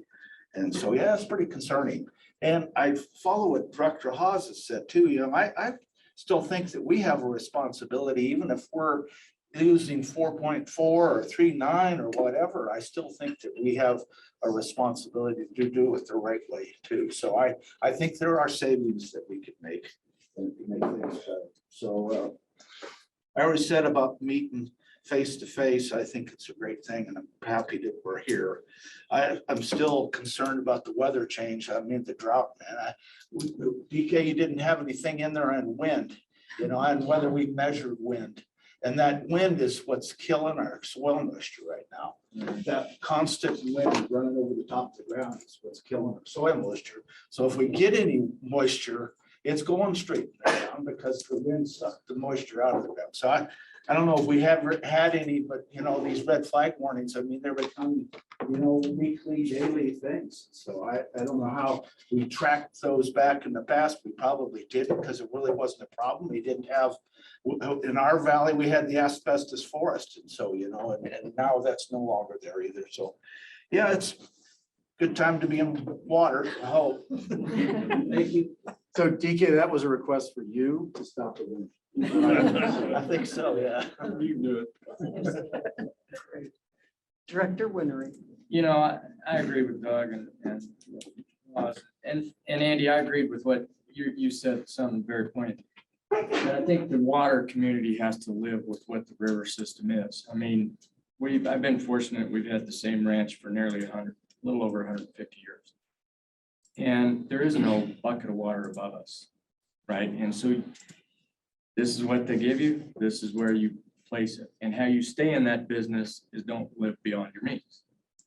I mean, in saying that, I mean, I saw a couple of fish making travel plans. They're trying to figure out how to move this summer. I don't know where they're going, but they're gonna leave someday.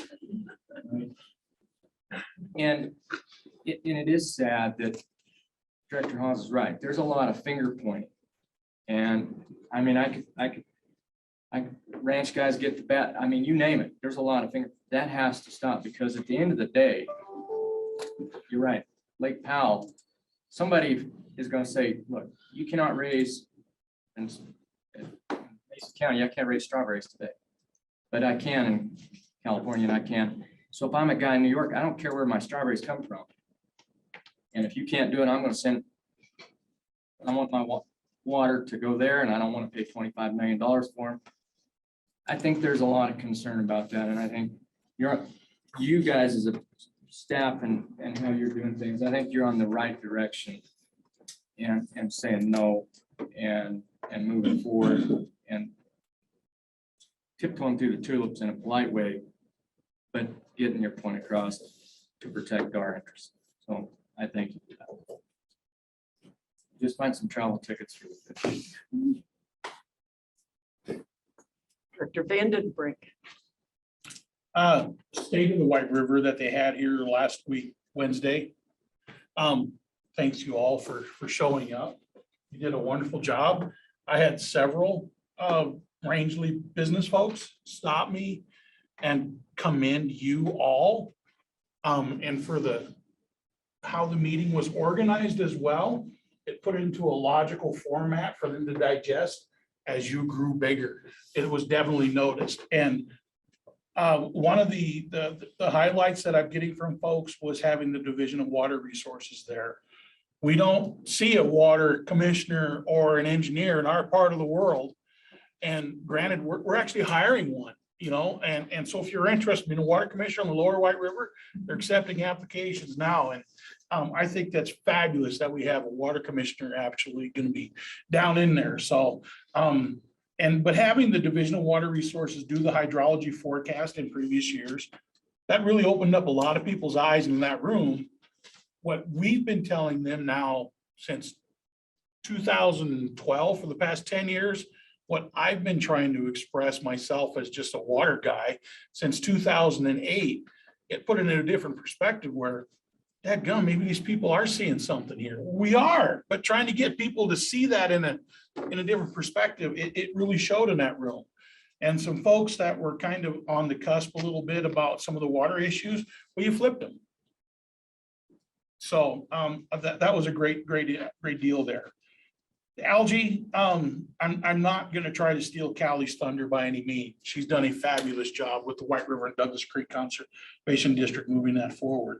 But we do have the final tally in, and there is no finger pointing.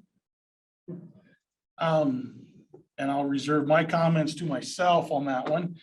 But regardless, what we came up with, and one of the things that we all agreed upon is that lower peak flows, warmer temperatures and warmer water, and lower late season flows is creating a problem because you're not getting the stream bed movement. And we actually mimicked that a few years ago below Taylor Draw to where we just did a small pulse flow while we exercised one of our large outlet gates anyway. And we actually tumbled the river, some bolts, some rocks like that big. We rolled them and then it was gone. So that actually kind of helped us kind of solidify that theory there a little bit. But we are seeing concentrations and the loading is still there of contaminants, and contaminants is used in a broad term. It's not just, arsenic or something like that. It might be selenium or other, some. Fish food. Fish food, things like that, absolutely. So, yeah, that's still there. So Andy, you said that, not me, but I do agree. So anyway, but we've at least got something there, and there'll be a final report coming out with that, with the public meeting. I would imagine early summer, somewhere in there. I'm just guessing, so. And one thing I've been pretty proud of, most of you know, I'm kind of a fish nerd. And we are getting to where we have a draft White River Management Plan. And we are actually proofreading that right now.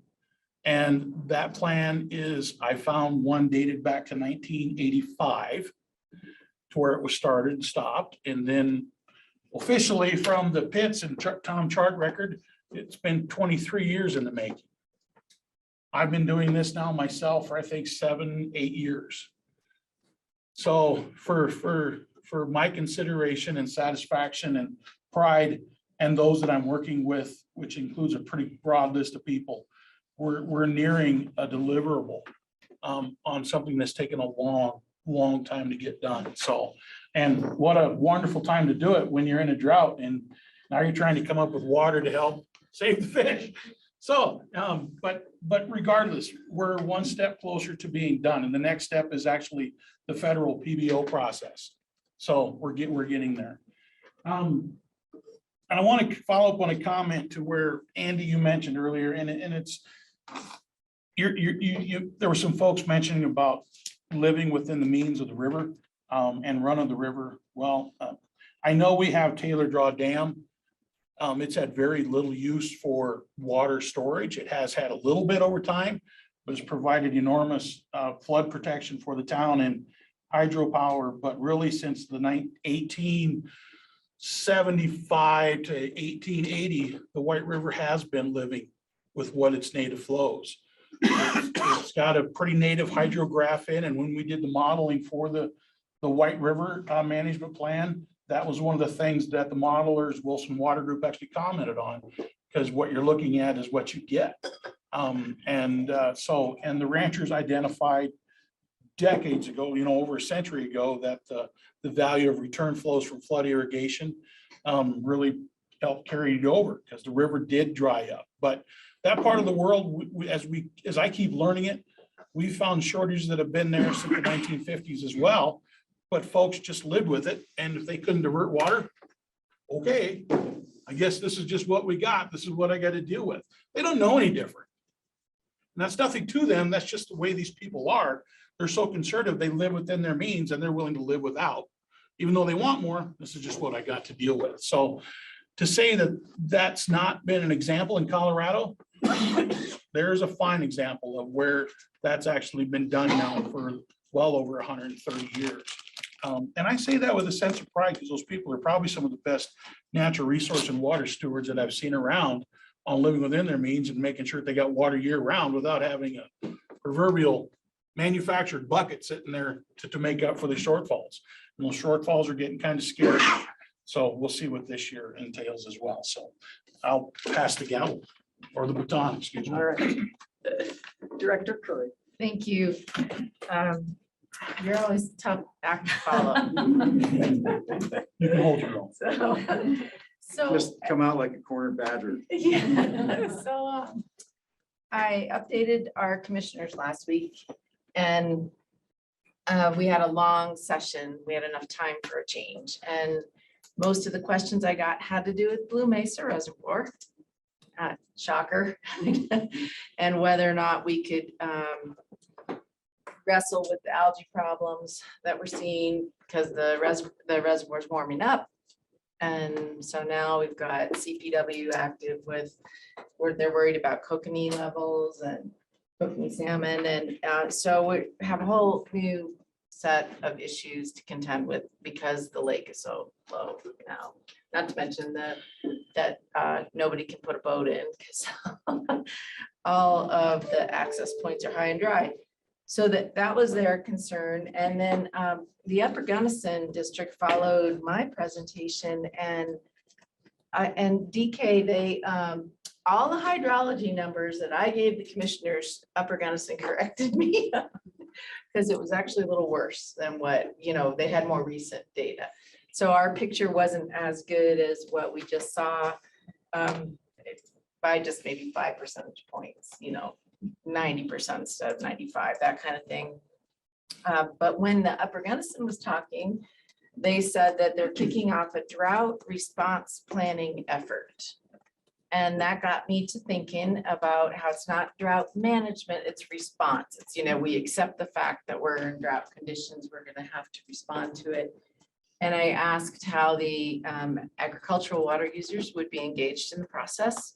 And they're really gonna try to schedule meetings in such a way that the ag guys can weigh in, but that it'll be comprehensive, all the towns in the county, and then all the types of water use. But our municipal water use in Gunnison is groundwater. So those guys, basically, they just have to make sure that the big river, that Gunnison River doesn't dry up to a trickle, and because they're tributary wells, pretty much. So, but that ought to be a good process, because responding to drought and changing timing with water is something that is really on the ranchers' minds right now. We're all calving and we're opening our ditches because we got to take the water when we can, because we don't have any buckets.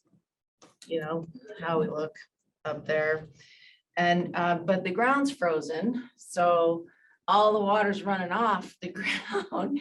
And we can't get the cattle on pasture yet, because nobody's leased it. Nobody can move anything up to the federal ground until at least June, May or June. So the timing, these are all the drought response things I'm thinking about, is with earlier runoff and less runoff. We got to get the ditches on earlier, and then you go to put water out. You can't get it to soak in because we have such nice weather. We're the only county in the state that really likes the climate change thing. It's just been windy, so windy for a month straight, and then so cold.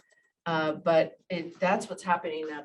We're just kind of wrestling with the weather, and we want to thank the efforts of the River District.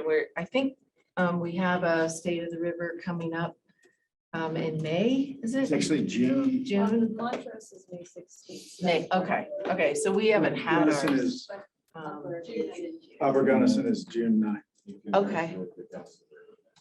Oh, perfect. All right, so we're looking forward to that, and we appreciate the staff's effort to come to Gunnison. So we're just gonna keep plugging. Great, thank you. Great. Okay, thank you. So as Andy noted in his memo, we have been declared over appropriated, and which begs we got to have augmentation water. We've done, with the help of the River District, an augmentation needs assessment. And Elkhead Reservoir will be the major supplier of augmentation water through either a newly rejuvenated conservancy district. However, we have some really big concerns that there's a pretty good sized portion of the county that can't benefit from augmentation water out of Elkhead. So the commissioners are pretty concerned about that. So you might be hearing from me about some ideas there that they are coming up with. We're in our basin, we've been working on an integrated water management plan through our roundtable, and really been plugging the idea that releases from reservoirs need to benefit all users, not just in-stream uses. And I think we're getting some traction. However, aside from what you're going to be hearing about tomorrow on grants, water to support ag is coming, I think, going to come from our Yampa River Fund, but we're going to be asking for some additional, funds from the River District. A concern I have all over, I'm sure it's the same for everybody, but is the money is all towards non-consumptive uses of releases from reservoirs and flow augmentation. It's really hard to get traction to benefit ag. It's like, well, too bad, they got all the water anyway. But so that's one of the high points I think that we're continuing working on. Then another concern I have, and it goes back to what Andy was talking about earlier, and we've talked about it a couple times with talking points between the upper basin and the lower basin. And we've taken in our basin, calling it natural curtailment. But when the DK was given his presentation and the inflows, the unregulated inflows to PAL at 66%. Well, unregulated means the measured inflows plus the consumptive use in the upper basin. And from the beginning of climate change conversation, we started saying, oh, well, the assumption is that with hotter and drier climate, we'll have increased consumptive use. But we don't. We have decreased consumptive use because we don't have the water. So that unregulated inflow of 66% of average, of a declining average, is actually lower than that, because the actual consumptive use last year in the upper basin was less than average. And so you can't add, and we don't have good enough records to know, they don't do the math to say consumptive use was that much less. So they're adding the measured inflows plus an average consumptive use historically and saying, okay, here it is, and it's 60%, 66% of average, but it's not. It's probably 50% of average. And the talking points between us and the lower basin needs to be that we're already decreasing. We're curtailing, and we have been, and we need, I'm making a plug, we need to get some accurate numbers so that we can say the last 10 years, our natural curtailment has been this much. We've already done that. So that's, I guess, pretty much my concern is, I don't know if that was understandable, but it is to me. Anyway, I wasn't able to attend our State of the River in Moffett County, but as has been said, I want you guys to know everything I heard was laudatory and good job. So one other thing is I'm curious about with the toolkits that we're talking about is to make sure we differentiate between the definition of conservation and curtailment and efficiency. You know, efficiency improvements actually, depending on where it's at, it increases water quality if you go to a sprinkler, but it also increases consumptive use. And so not necessarily is taking flood irrigation off the land a good tool. And as a farmer, as a rancher, if I want to put a sprinkler in, I should be able to, but we need to be careful how much we assist that in what places. That's my concern. That's all I have. Thank you. Thank you. I'm sorry. John Ely's back. Oh, John Ely, yes, please. Sorry, I took my contacts out. Yes. He was actually out of 5 o'clock crises, you know, plus I was trying to get on the Zoom. I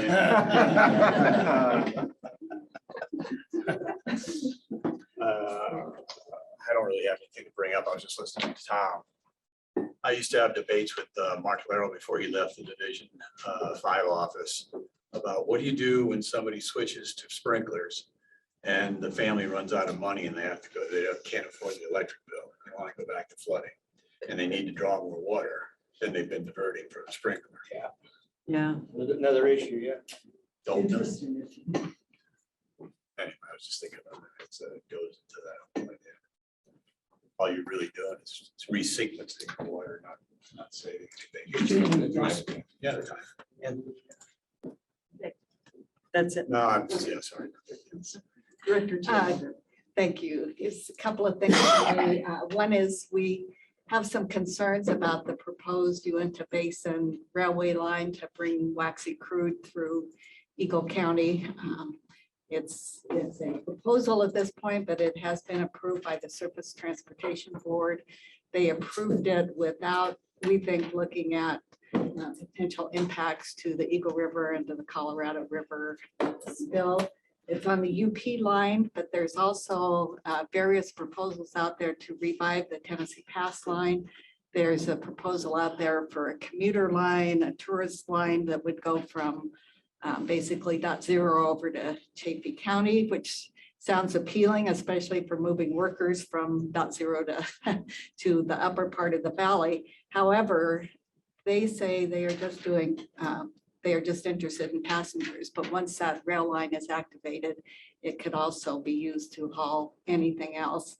Moffett Tunnel line is pretty full, so there's a concern that waxy crude would actually end up going up the Tennessee Pass line right through a bunch of the headwaters. So Eagle County has filed a suit expressing our concerns in that. And I don't know if that's something the River District is keeping an eye on, but I think there's potential threat to all of our water resources, especially Eagle and Colorado rivers.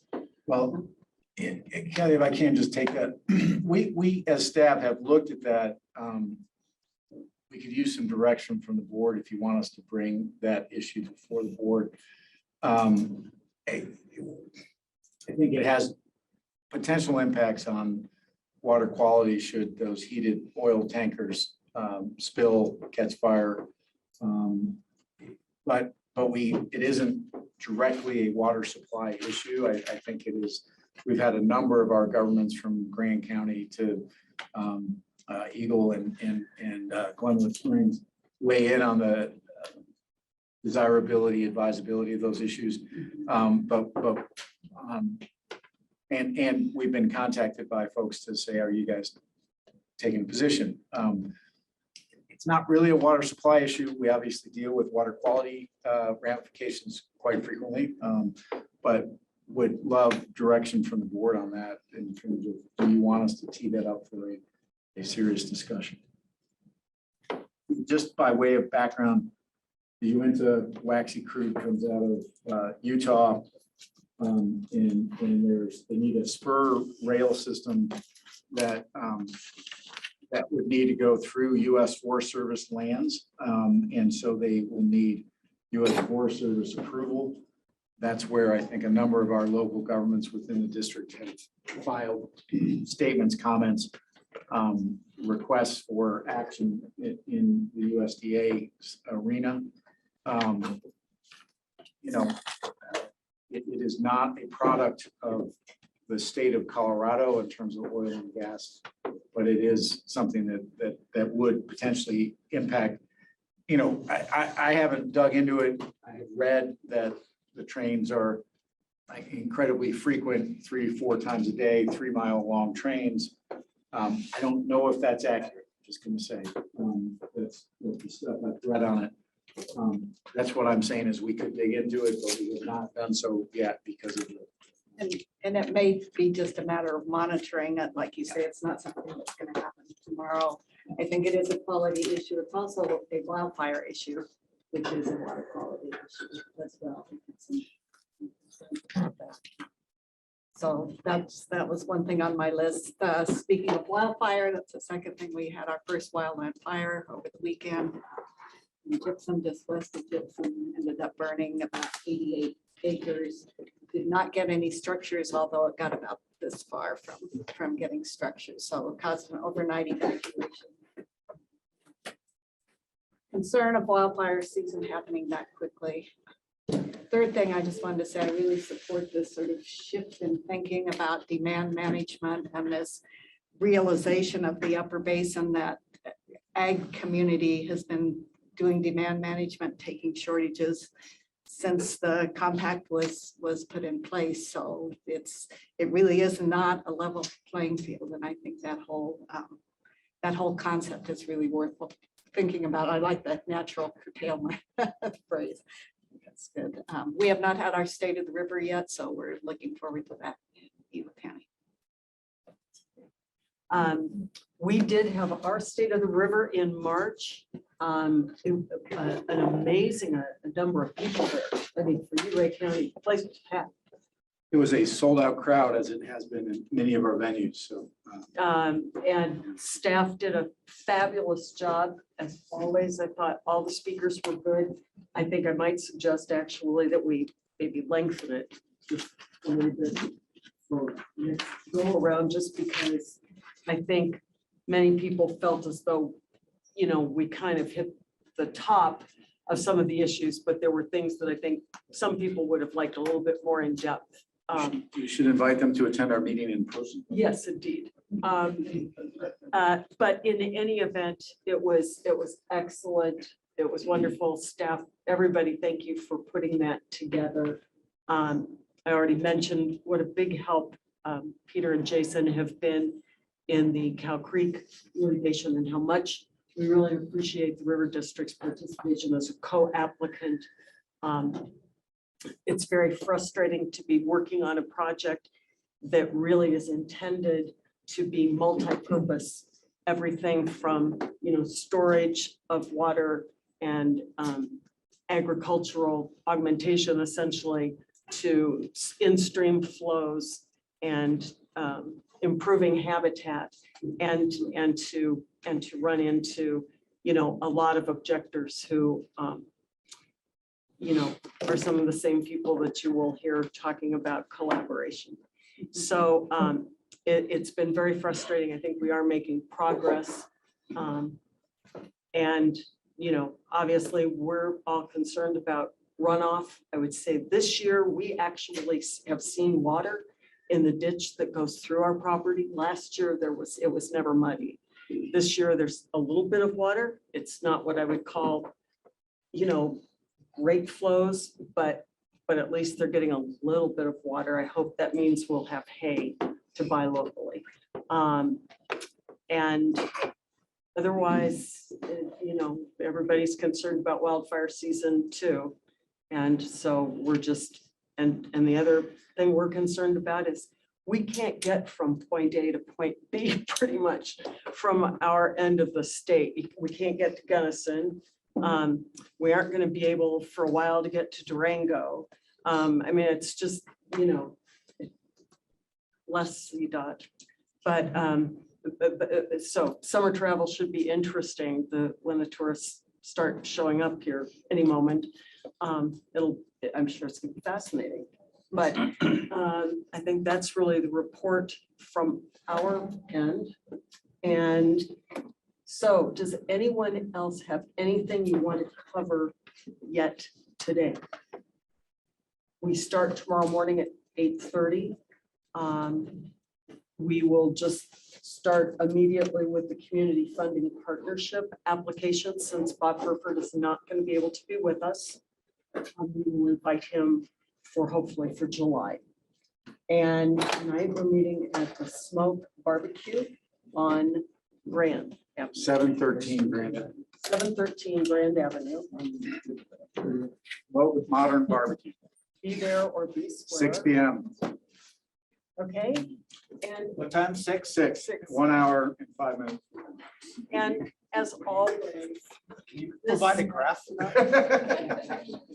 our staff does such an amazing job of organizing these meetings, of making sure everybody's got their new computers and we're all hooked up and we've got snacks and we've got lunch and we've got drinks in the refrigerator and we can do Zoom and so I think we all appreciate our staff, but I just love to be able to make sure that we publicly recognize them for all that they do. So thank you. Okay, adjourned until tomorrow morning.